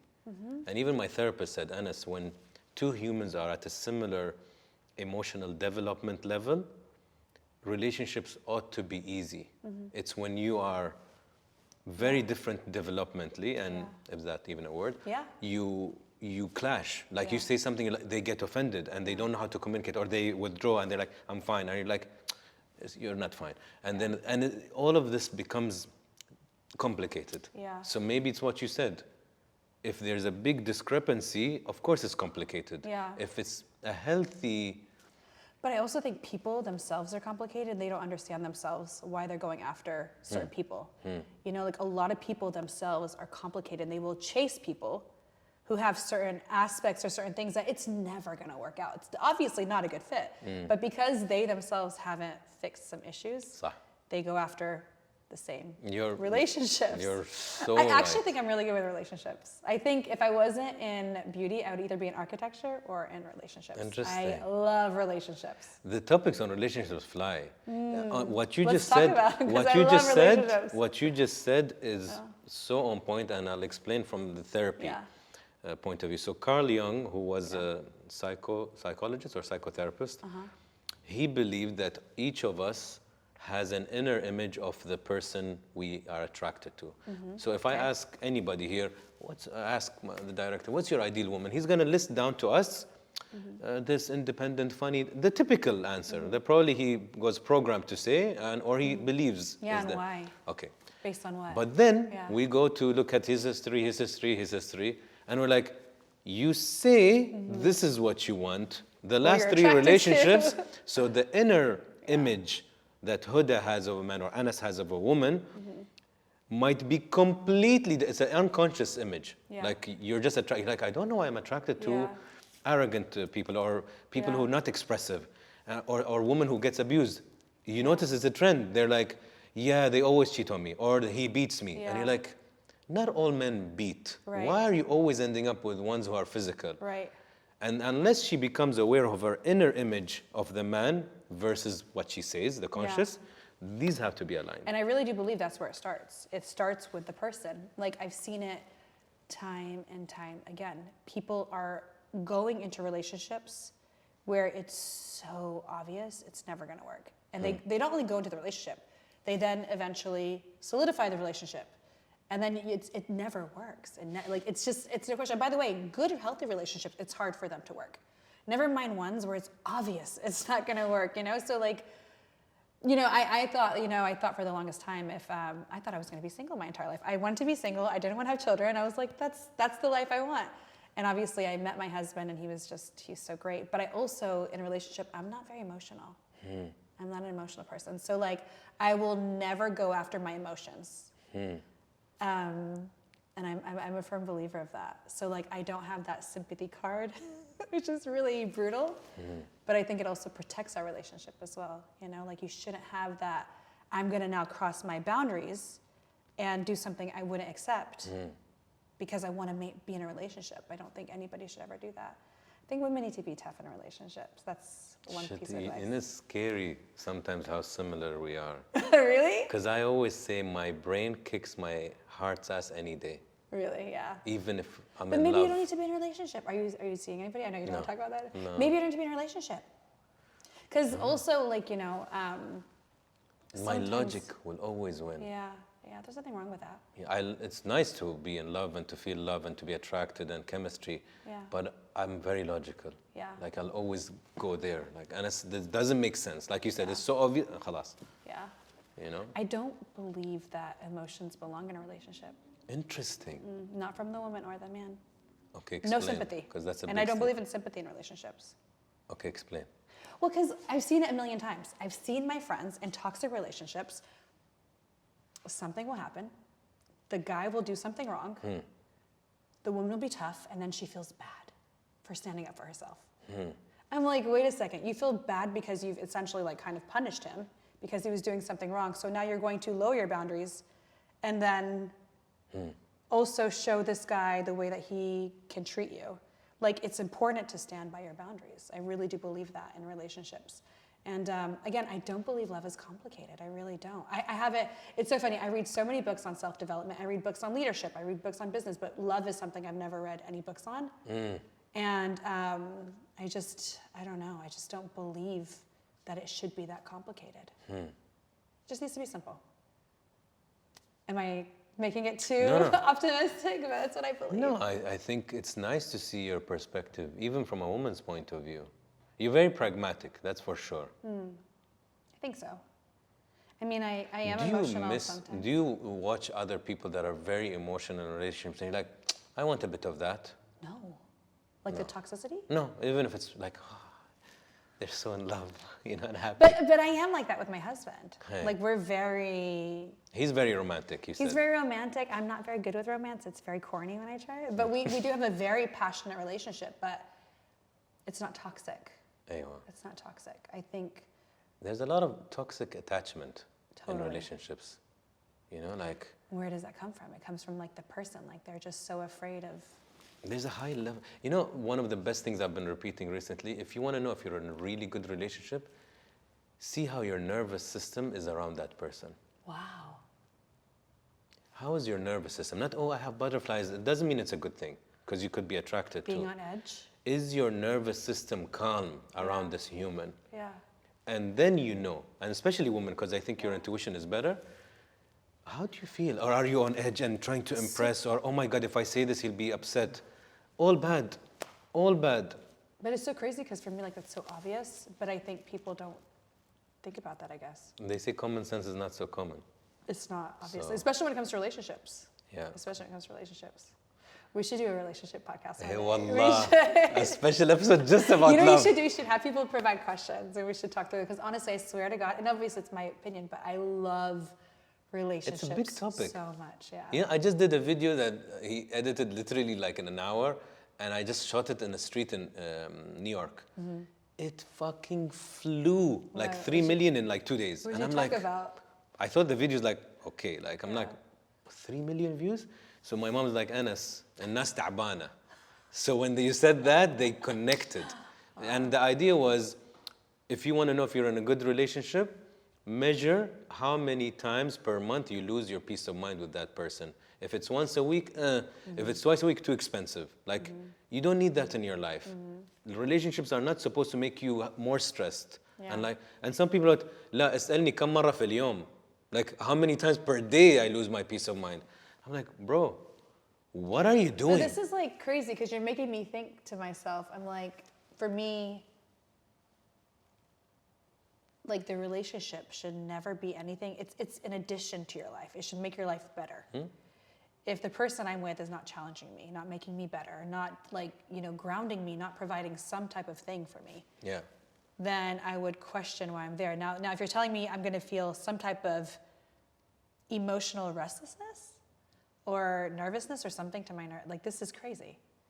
So like the question is, why do people stay in the first place? Like, why do they not like have that awareness of their body? I know why. One of the reasons. One, I think this person was in a relationship where his mother was passive aggressive or her father was very rigid and They're doesn't used show to it. emotion, and they have to earn the Yeah. love. And then the dad's like, انت شي بتسوين خلاص انا ما بكلمك This is يومين. normal. Now I need to And they're that's familiar. So now they're with a man who's like the father, stingy with his emotions or passive aggressive, and she's trying to, la, and they don't even probably are aware why they're there. Yeah. It's weird because if you don't have healthy upbringing, Yeah. you either work on yourself to get healthy or you're fucked. I have this weird theory, and I feel like it's exactly what you're saying, that this is my theory, so it could be like total bullshit. You know, so many people, so they might see this video and be like, that's so bullshit. So yeah, disclaimer, this is my thoughts. But from what I've noticed is my relationship with my dad is the way that I treat men. صح. So I'm very bossy with men. But I'm also like, I you know, I have usually great relationships with men. But it came from my dad, you know, and similarly, my relationship with women are kind of similar to the relationship I have with my mom. So I sometimes wonder, you know, and also I feel like your relationships with your siblings or the way your siblings are, you usually turn out the opposite of them. So me and Lena could not be more different. I know personally, you're very different. I love her. Yeah, very different. And she compliments me, but we are like night and day. Could not be more different. You know, it's crazy. It's crazy because, you know, the first relationship we have ever with any gender is our parents. Yeah. That's the infrastructure. Yeah. So a lot of what you said, there's truth to it. It could be true. Yeah, I mean, and I they know, say it's my own theory. that people are attracted unconsciously to the love that their father gave, and they express love like the mother. So as a daughter, you would go with the same gender as how you express. So I express like my dad, unless I teach myself. No, better, you need to be better with your مثلا kids, more emotional, more hugging مثلا. Yeah. And then you want love like I got from my mother. So if my mother is very vocal, words of affirmation, you're like, I want words of affirmation. Yeah. So it's Yeah. Is that your love language, words of affirmation? from people I really care about, and it can actually break me also. It can really bother me. Yeah. If I really love you and you say مثلا, I'm so disappointed in you, Anas, you really hurt my feelings. I'm like, what? Yeah. But if you're not somebody I care about, Yeah. You know. My love language that I give to people is words of affirmation. Interesting. But I can be really like sharp also. So I'm like, I need to be careful because sometimes you don't know that your words are so powerful. Sharp. Yeah, or powerful, that people care about your words. صح. Sometimes you feel like you have to say something, which is really interesting. But my receiving love language is acts of service. Yeah. Like when somebody does something for me, I'm like, oh my God, I love you. Your dad is the example. He sold, he said something, he sold something to help you. He sold his house, yeah. Acts of service. Yeah, he's sweet. I should have given him some equity in Huda Beauty. He's probably wondering where He's gonna watch. He didn't ask. He didn't ask. Motherhood. Yeah. How did it change you? I mean, a lot of women nowadays, I see them and they don't want to be moms anymore because it's hard. And they're just wondering, should they choose career? Should they, you know, should they actually go after being a mom? And the one thing I will say about being a mom, I didn't want to be a mom in the first place. You know, I just didn't feel like I had the maternal instinct. I'm not very emotional. So I just didn't think it was for me. But being a mom, I mean, I'm a different person. You know, I've seen a different side to myself that I didn't know existed.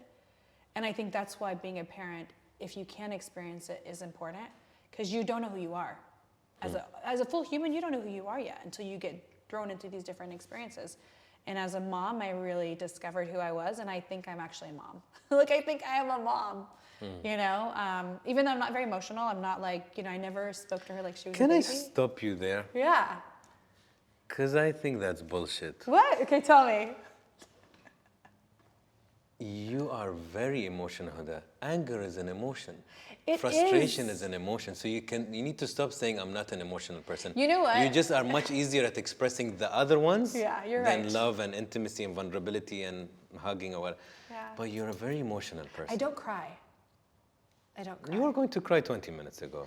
But I don't, like, I'm not the kind of person, like, it's so funny. My assistant, when he first started working with me, when I get my period, so I have this TMI, I get angry. And he's like, you don't cry. And I was like, no, I'm good. And he was like, what's wrong with you? You're not like the typical woman. You won't like get, like, ever since I've seen everything with Paus, and I cry every single day. But before that, I never cried, ever. I would get like angry in a situation. So you're right, I have emotion, but it's not like the... You're very experienced at showing anger. you're very experienced at showing maybe stubbornness, rebelliousness. I'm not stubborn, actually. Believe it or not, I'm not stubborn. Okay, then not stubborn. Rebelliousness, مثلا. Rebelliousness, yeah. Because those are like you're trained in them. The ones that you still didn't figure out how to express more, maybe with the motherhood it helped. Yeah. It makes you a bit softer here. Yeah. Even me, like fatherhood made my heart softer for sure. Yeah. I used to never also cry, but now you put me on a plane with a family movie, I'm like, Oh my God, in a commercial. Everything makes me cry. I'm on Instagram for 2 seconds and now I cry. Yeah. But in a situation where there's stress, I tend to get more, now I'm better. But before, I used to always be like kind of hot-tempered. but stop saying it. Yeah, I'm not emotional. Yeah. I'm emotionally balanced. Hello. Yeah, there we go. Yeah. I'm more emotional. عطني please a red card. These are quicker questions. Okay, والcard game. عندك الكارد game? Okay. What's a childhood memory that still makes you smile? Because you had a tough one. We need to focus on the good one. You know, I know I had a lot of great childhood memories, but I think I've been doing all the work and it feels sometimes more traumatizing.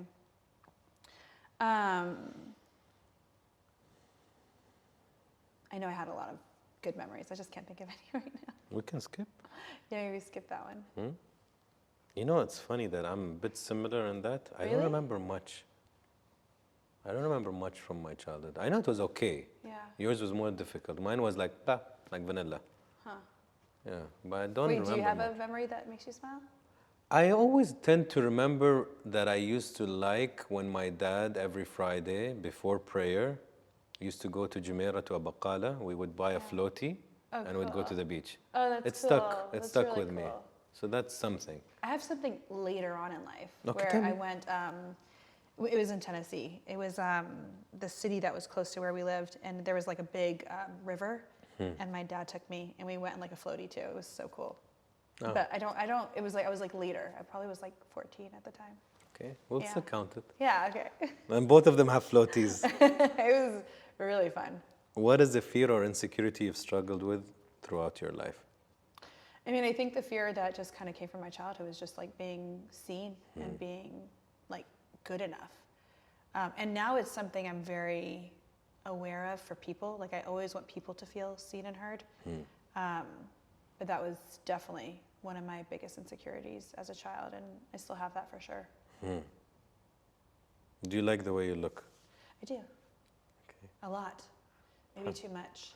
Especially like, no, it's like not healthy. Like I don't look in the mirror that much. So I also like, look, would I change things all the time? Like I would want to change things. But I feel like I'm good enough, you know? Do I think I'm the prettiest person in the world? No, I don't care. But I feel very good about the way I look. Very good. What is your iPhone background picture? It's me. I thought so. It's a photo shoot. No, but it's not because I'm a narcissist, because it's always, She knows where I'm going with course. this. We need to judge if that photo is viable. okay, it's amazing. If you bring me my phone, I will show you. We It's will sick. check later. It's sick. What does the voice in your head sound like when you're alone? She always asks the question. And she's always like, how are you? Really? That's what she always asks. She just asks the same thing. And I'm like, I'm good. Why are you asking? I'm okay. Everything's fine. Well, it's a nice voice then. Yeah, she's just like, what's happening? How are you? Where are you? Like, where are you? Hey. Like, and it almost like gives me this like aspect of like stillness. Like I just almost like pause when that happens. Like mentally I pause. Like all the thoughts pause. And I try to like dig into my emotions and see how I feel. I do that. I try to do it, but I don't do it enough. But when I start to unpack those emotions, wow. Really? Smart. I mean, it gives me so much clarity, like so much clarity.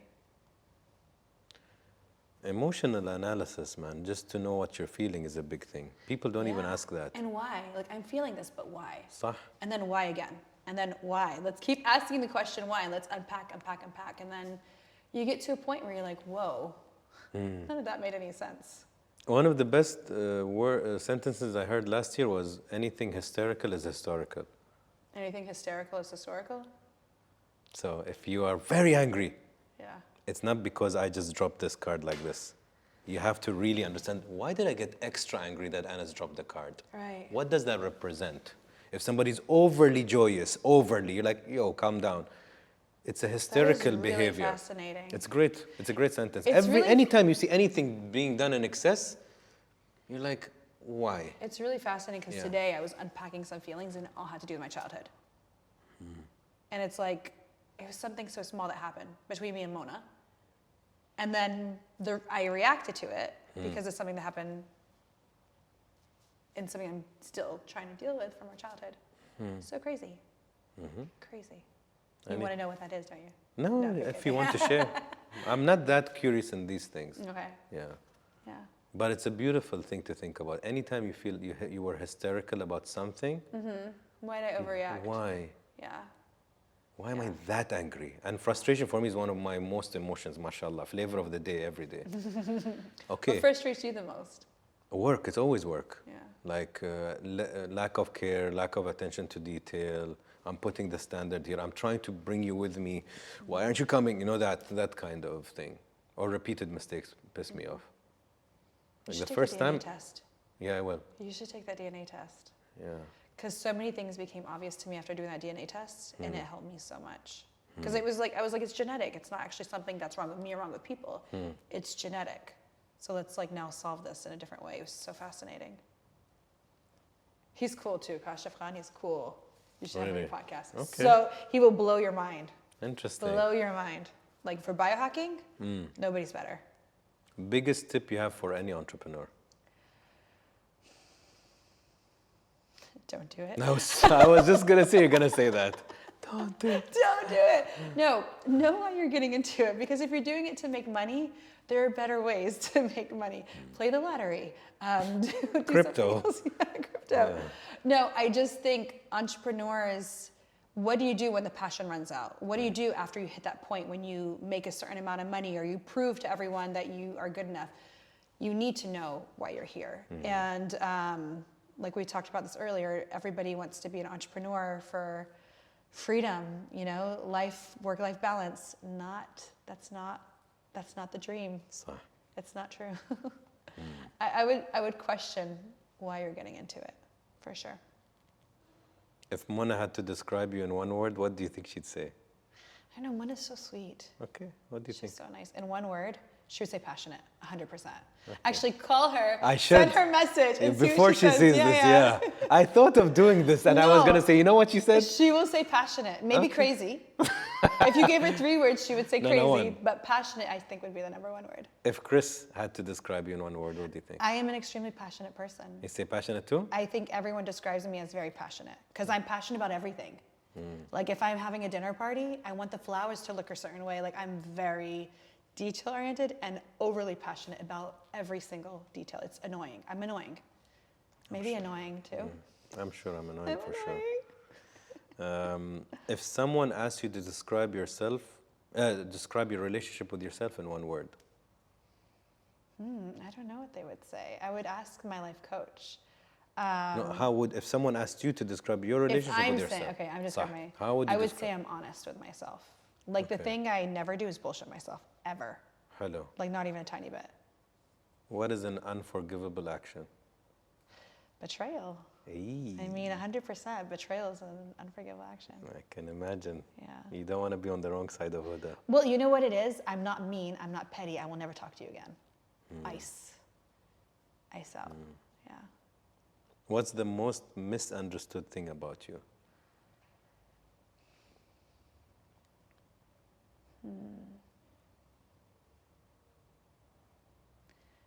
I don't know. I think people always assume that because I am this person in this position, I feel like I'm going to say this, but I'm probably wrong. I think people always assume that I am working 24/7 and that I am always stressed out. And it's true, I work a lot and I'm stressed a lot of the time, but I'm actually not always working and I'm not always stressed.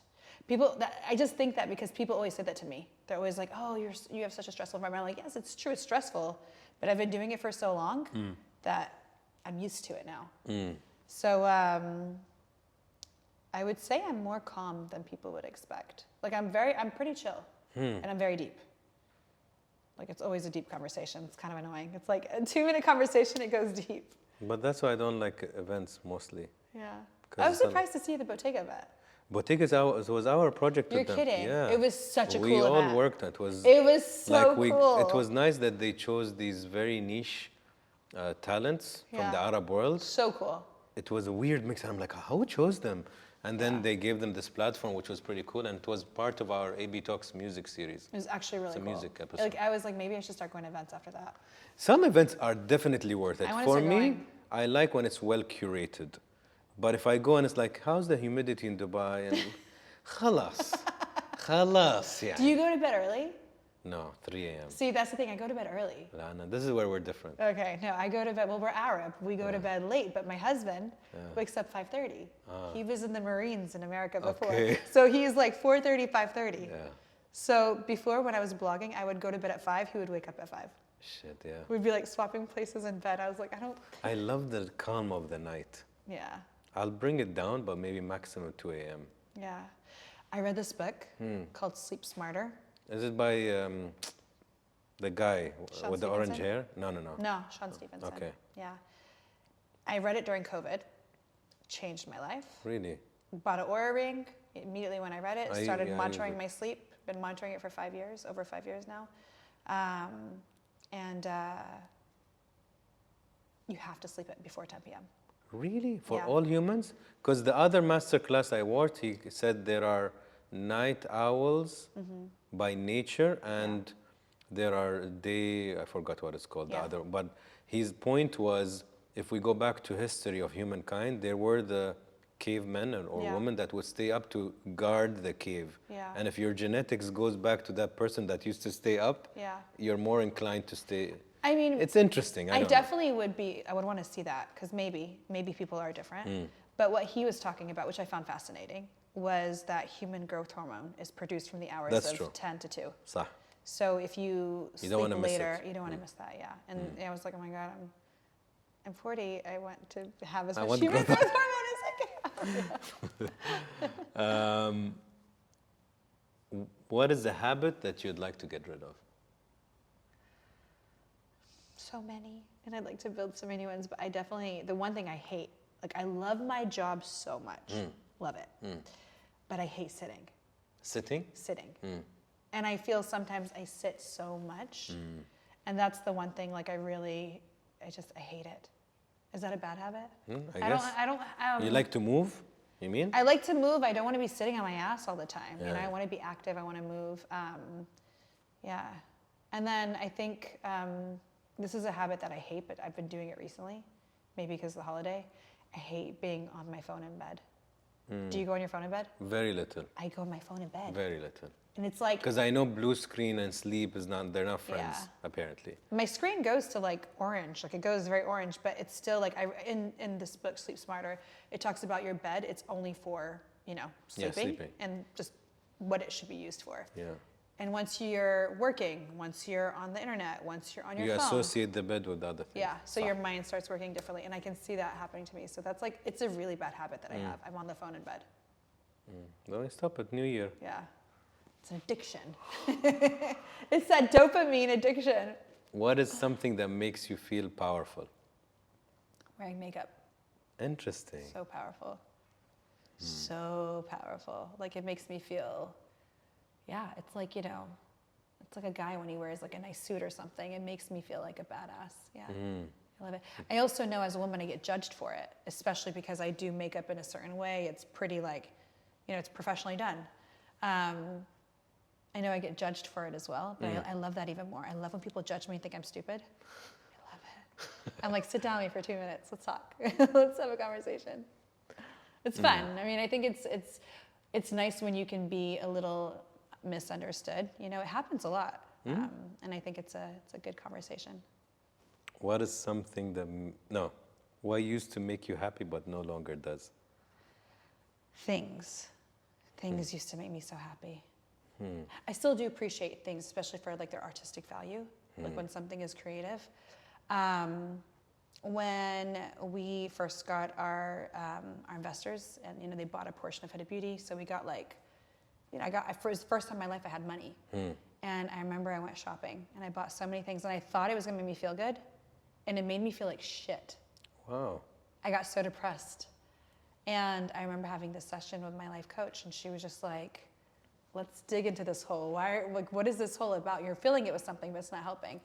And I realized that things, actually having too many things, makes me feel bad.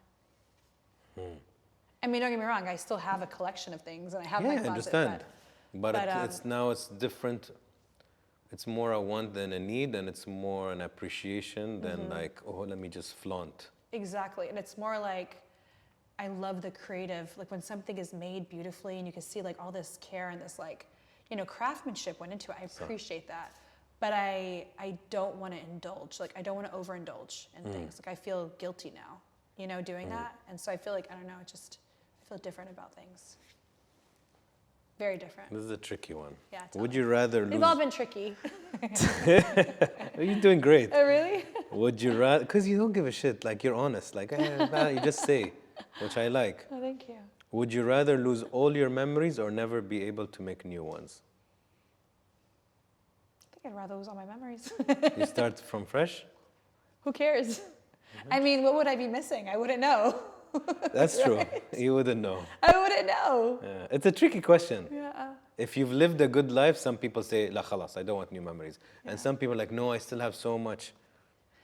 I feel like I'd be okay either way, to be honest. Like both of them suck. So, yeah. I guess it would. There's no right answer. Either. Would you open an envelope that has the date of your death inside? No. Why? Because I don't want to know. Why? What's so funny is I feel I have very strong intuition into so many things, and I feel like I can feel so many things all the time happening. And sometimes I try to turn off those feelings because I don't want to feel like I always know the answer. You don't always need to know what's going to happen. Like sometimes you just need to let life happen. Like previously when I was a little bit more of a control freak, I would want to know everything. Now I just want to like let them go, like let it happen, whenever, whatever, however. It's good to I surrender. accept it. Yeah, it's good sometimes to surrender. Yeah. I think that's exactly what it is. I'm okay with surrendering to that because I don't really have a choice, and it is what it is. And if I did have a choice, I would go neurotic. Like that would be the worst thing ever. This is a fun question. Yeah. What's the question you don't want me to ask you, or what's the answer? I love this question. I ask it sometimes. But you've been quite like that. Well, I never will talk about my net worth, and I won't give the answer to that, and I don't. I wouldn't ask. Yeah, but like Forbes published some things which were not true, by the way. By the way, go on ChatGPT and Google, you get 3 different results. But I don't like to talk. I don't even think I know what accurately my net worth is. So like, I don't like to talk about those things because I think it's a load of shit.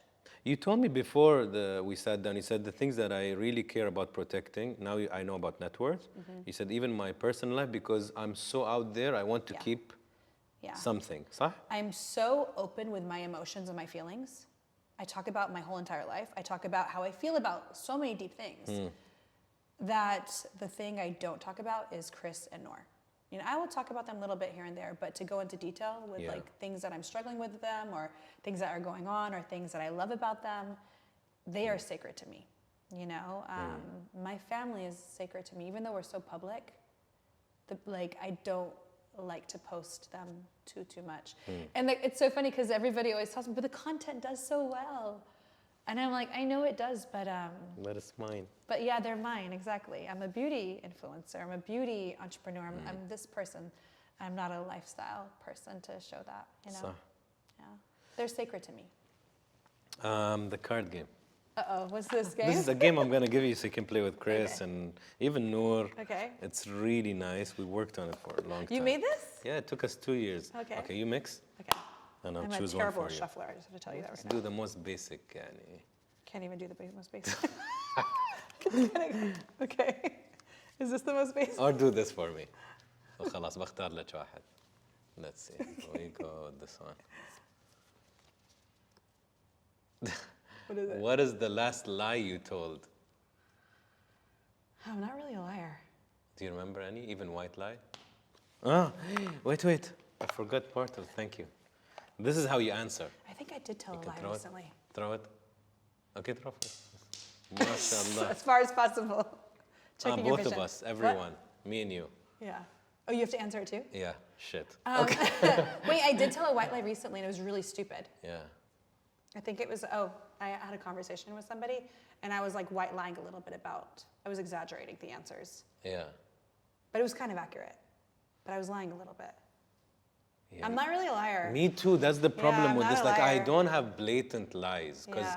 my policy is, Anas, be honest because you're a shitty liar. Yeah. And you'll be found. And I don't want the stress of lying. I think some people also are incapable of lying because they're so bad at it. Like, because I'm so I wouldn't bad do at it only because of that. Yeah. I like the liberation of not Yeah. thinking, I'm with you. I need to cover. I'm with The you. next time she asks me, I'm going to, I have to Exactly. not contradict the story I told you last Yeah. week. So I have a hard time. It will definitely be a white lie. I wouldn't mind lying if I was really good at it. If I was really good at it, I wouldn't mind. I wouldn't mind. Mine definitely is a white lie. Come on, pick Either it. like I said something is a bit nicer than what it was, or Okay, this is not fun. some We bullshit. have to pick another card. Need another one. Yeah, fuck this. That wasn't fun. Okay. We need something juicier. This is juicier. Have you ever stolen someone else's partner? No. Okay, that's juicier though. Come on, what about you? You have to answer as both of No, us. no, I wouldn't. Okay, By these the are way, not juicy. I have a code. If somebody's committed, Yeah. I wouldn't dare. Yeah. Even if they're really into me. Yeah. I'm like, I It's don't want to be weird. that guy. That's also weird. No. I feel like it's You can weird. break up and then Bad karma. call me. It's also bad karma. What made you smile today? I mean, I'm smiling right now. We had some good conversations. It was nice. This was nicer than I thought it was going to be. I was nervous coming on here today. Really? Yeah, because sometimes you ask really scary questions. It could be scary for the person who's not ready. And it could be. I think I wasn't ready before when we were talking about coming. I was ready before. Because I've been wanting to get you for years. I was but not I ready. cook slow. Yeah. I let it be. You simmer. Hey, Adi. Yeah. I'm not in a hurry. Okay, Bill what made Gates you took us smile? 2 years to get Bill Gates. Oh, please? I love her. No, Bill Gates. Oh, Bill Gates. Bill Gates. Bill Big difference. Gates, I like her. Bill Gates, I don't really care about him. Bilqis is lovely. Yeah, I love her. Sharp woman, smart, Yeah. you know. We had a good one. Even Bilqis took a long time. Yeah. Yeah. Some people are not ready. And like, I don't, like this podcast as well as like I told you I did one recently, like I haven't done podcast ever, so. Which I love. Yeah. Then I have the privilege of showing more of you. And I'm not like on a podcast tour. I don't want to do podcasts. Like That's this is a just good word. coincidence that they Yeah, both some came out people together. I think it's good. For me, I try to do 1 to 2 per year. Yeah. I don't, because then I'm recycling the same shit I've been saying. I need to learn. I need to live, and I'll come back and Right. I'll tell you something new. That makes sense. When- So wait, when did you smile today? Me? You're giving everything to me? Yeah. First thing that made me smile? Probably. First thing. Yeah, because I'm thinking from the morning. Yeah. Yani, what was the first thing that made me Yeah. smile? Probably a message from a girl. Maybe. What was the message? I can't say. That's not the question. That's you. I answered على قدها. Now let's do one for the audience. Okay. For the audience? Yeah. Okay. So that they can comment there. Okay, So okay, you okay. ask them. All right. What is the thing you are most proud of in your life right now? Hello. Yeah. Yalla, in the comments. هذا. Okay. So, Those are cool. yeah, it's like such them. a nice game. And if Yeah. you're in a boring setting, like you said, you like deep Yeah. conversations. If you're ever in a superficial place, you use this game. Really? Suddenly it switches the whole. Have you tried that? Was it big weird? time. Was it I had awkward? once 20 people, and it was like all just wishy-washy. Yeah. And then we had my manager had the game. I'm like, oh, perfect. Changed the whole energy. Really? Yeah, it became, and 2 people cried, and you're like, oh, it became really interesting. You like to make people cry, I think. Like is the wrong word. Okay. You enjoy? I like. I Tears. think it's enough with the bullshit and the fakeness. So and you the wanna idealism. feel I want the real. vulnerability. You want the Yes. realness, I want yeah. rawness. Yeah. Maybe that's what I would like. Okay. I like a raw human. But not tears. If they cry, beautiful. I think aslan crying is a beautiful expression of the body expressing them itself. I used to hate crying. Now I kind of love it. عادي. Now I'm like, yes, You know, when you tears, laugh, it you feels cry. good. When you, even with my kids, I'm not like, أنت خلك ريال, let's say, عادي. Yeah. If my kid Yeah. wants to cry, that's the emotion your body's telling you to feel. Yeah. And it's supposed to relieve pressure. Yeah. That's the whole point of crying. I'm not against it. But if somebody doesn't cry, I don't go like, shit. No, عادي يعني. They didn't cry. How sadistic. I'm like, I want to do more of those questions. They're cool. What are you afraid of? So many things. I'm afraid of many things. What is your biggest one? I'm afraid of everything. Like, I'm not joking. Like, I'm afraid of spiders. I'm afraid of heights. Not afraid of snakes for whatever reason. I don't know. But I have a lot of fears. As far as like real life fears,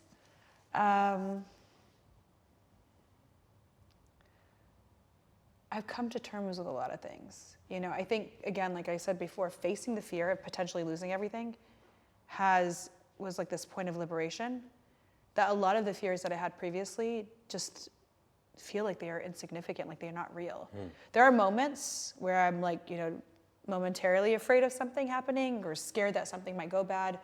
And I know that's just like, you know, the person inside of me that's just working out of fear, but I don't have a lot of really big fears. Is that a really lame answer? No, that's your answer. Yeah. What's the most hurtful thing someone has ever told you? I have had a lot of hurtful things that people have said, but like words of affirmation are not my thing. So words don't mean a lot to me. So, you know, I've had situations where not nice things would happen, and that really hurt me, especially when I was younger. Like really like messed me up. I'm still trying to work through them, and it's taking forever. But words of affirmation are not. Can you mention that? I mean, it's like small betrayals with friends. You know, I'm like really young? Really young, yeah. And you remember? Yeah, I'm still scarred from them. I'm having a hard time getting into really deep relationships with people because it kind of just comes and shows up and it gets in the way. Yeah.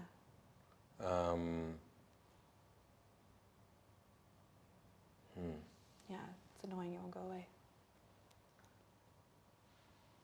How do you want people to remember you? I used to really care about having a legacy. Now I'm okay with like not being remembered. Is that weird?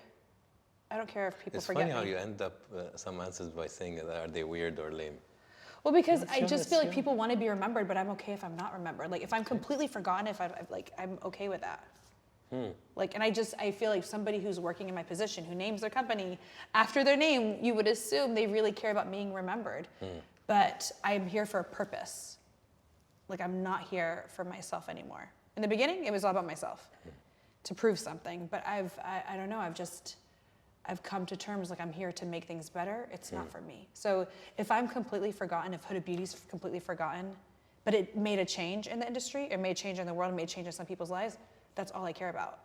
It sounds cliche, it sounds like a whole marketing thing, but I genuinely feel that way, you know? And I think about that sometimes. I think about the fact that like Huda Beauty won't be remembered forever, and I'm okay with that. I used to want to be like Steve Jobs. Like I wanted like that moment to change the world, like the way that podcasts only exist because Steve Jobs created podcasts. You know, like he created so many of these things that he changed our world. I wanted that before. Now I just want to have that ripple effect of good, and I'm very content with myself. Very content with myself. You know, I don't, if I'm remembered, it's great. If I'm not, but I made an impact, I don't care. Doesn't make a difference because I'll be dead.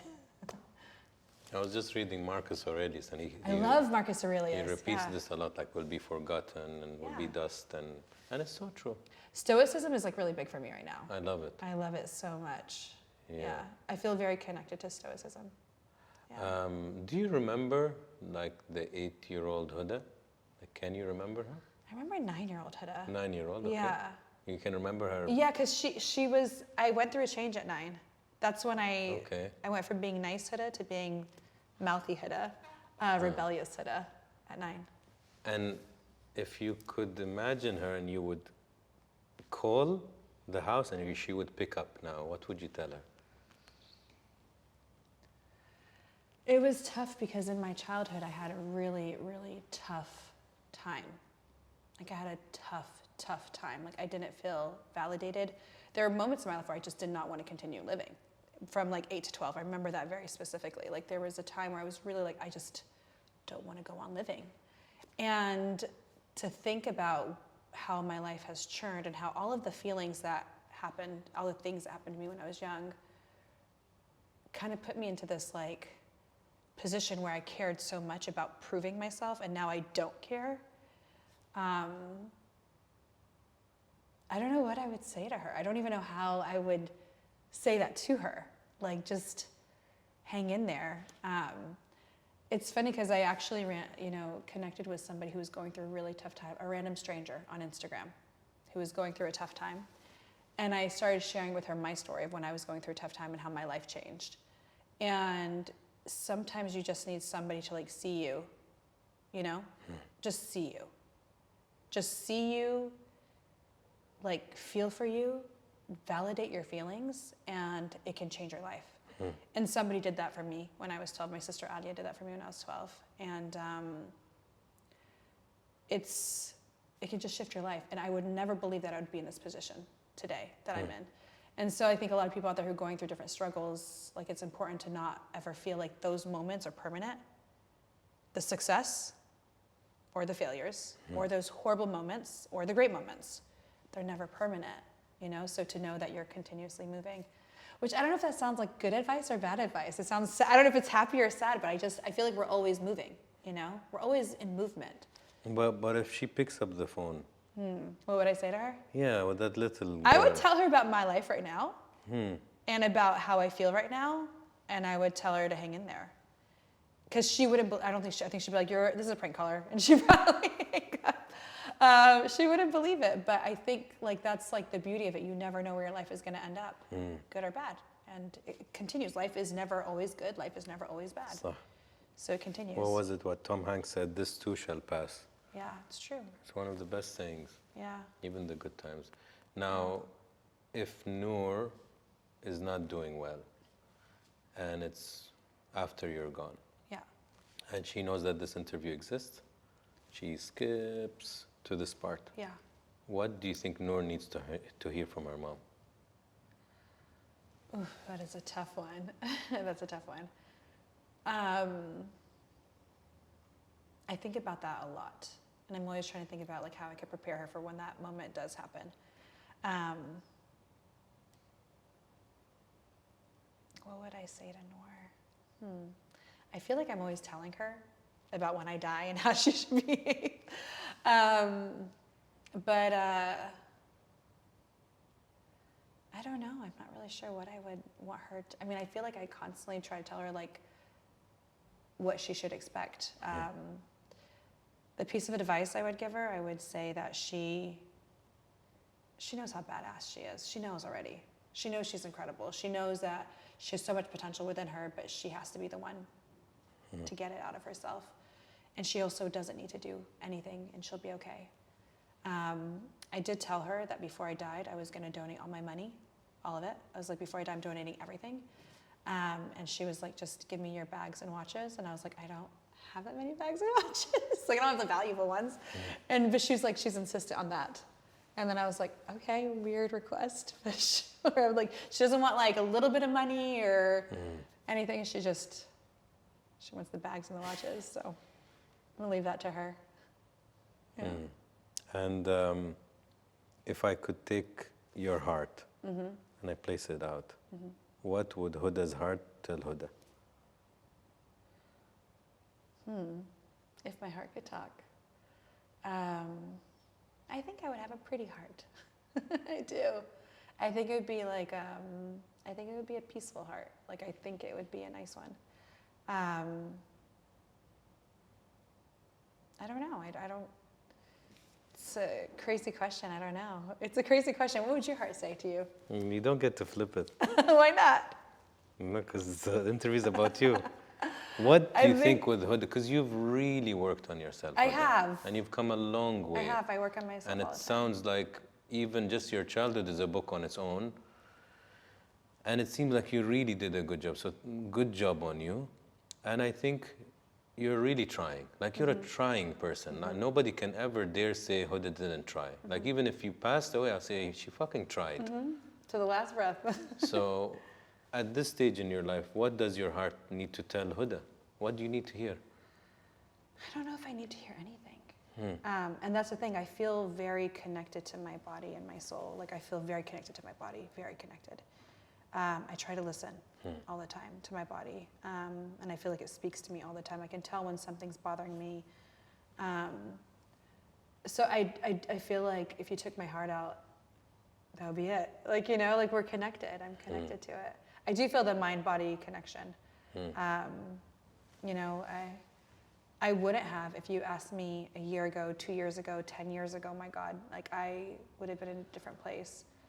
But like you said, I've done so much work. I constantly do, I am tough on myself. I try to ask those questions, which I feel like makes for a really lame podcast to hear somebody like is working on themselves all the time, but that should be the way.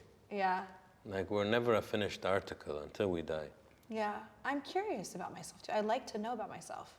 I want to understand who I am, why I tick. Like I like to do those personality tests. I want to know why I act the way I act. And I think people should go out there and get to know themselves. Like we're always trying to get to know other people, how to react in these situations, but how much do we know ourselves? I really want to know who I am. And I've really tried to understand myself on like a deep level. And I feel like I do. I feel like I know myself on a deep level. So people can't tell me how I am. Like if they want to tell me something about myself, they can go ahead. They can say it all day long. It doesn't matter, you know? And Do you think perception matters though? Because you know yourself, but are you giving the right signals to show that this is actually authentic me? I think perception is so important. Or you're giving mixed signals, مثلا. So Yeah. if 6 people say, she's arrogant. Yeah.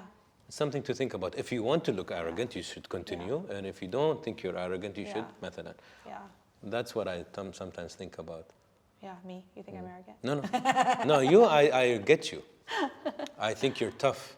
I am tough, but and I think I'm not arrogant, because you don't, no, I don't think you're arrogant. I'm not arrogant. I think you can come off arrogant. Yeah, sure, because I'm confident. And I have also a very serious face. I'm not always like, hey. You can come off as cocky too. Yeah, a lot of people think that. And then they meet, they're like, oh, you're nice. Yeah, yeah. Like, I thought I was. Yeah. But, because it's weird to me, because I know me. Yeah. But It's when 'cause somebody, you're now I good. understand, my face is You're showing good. poker face, but they're like intimidating.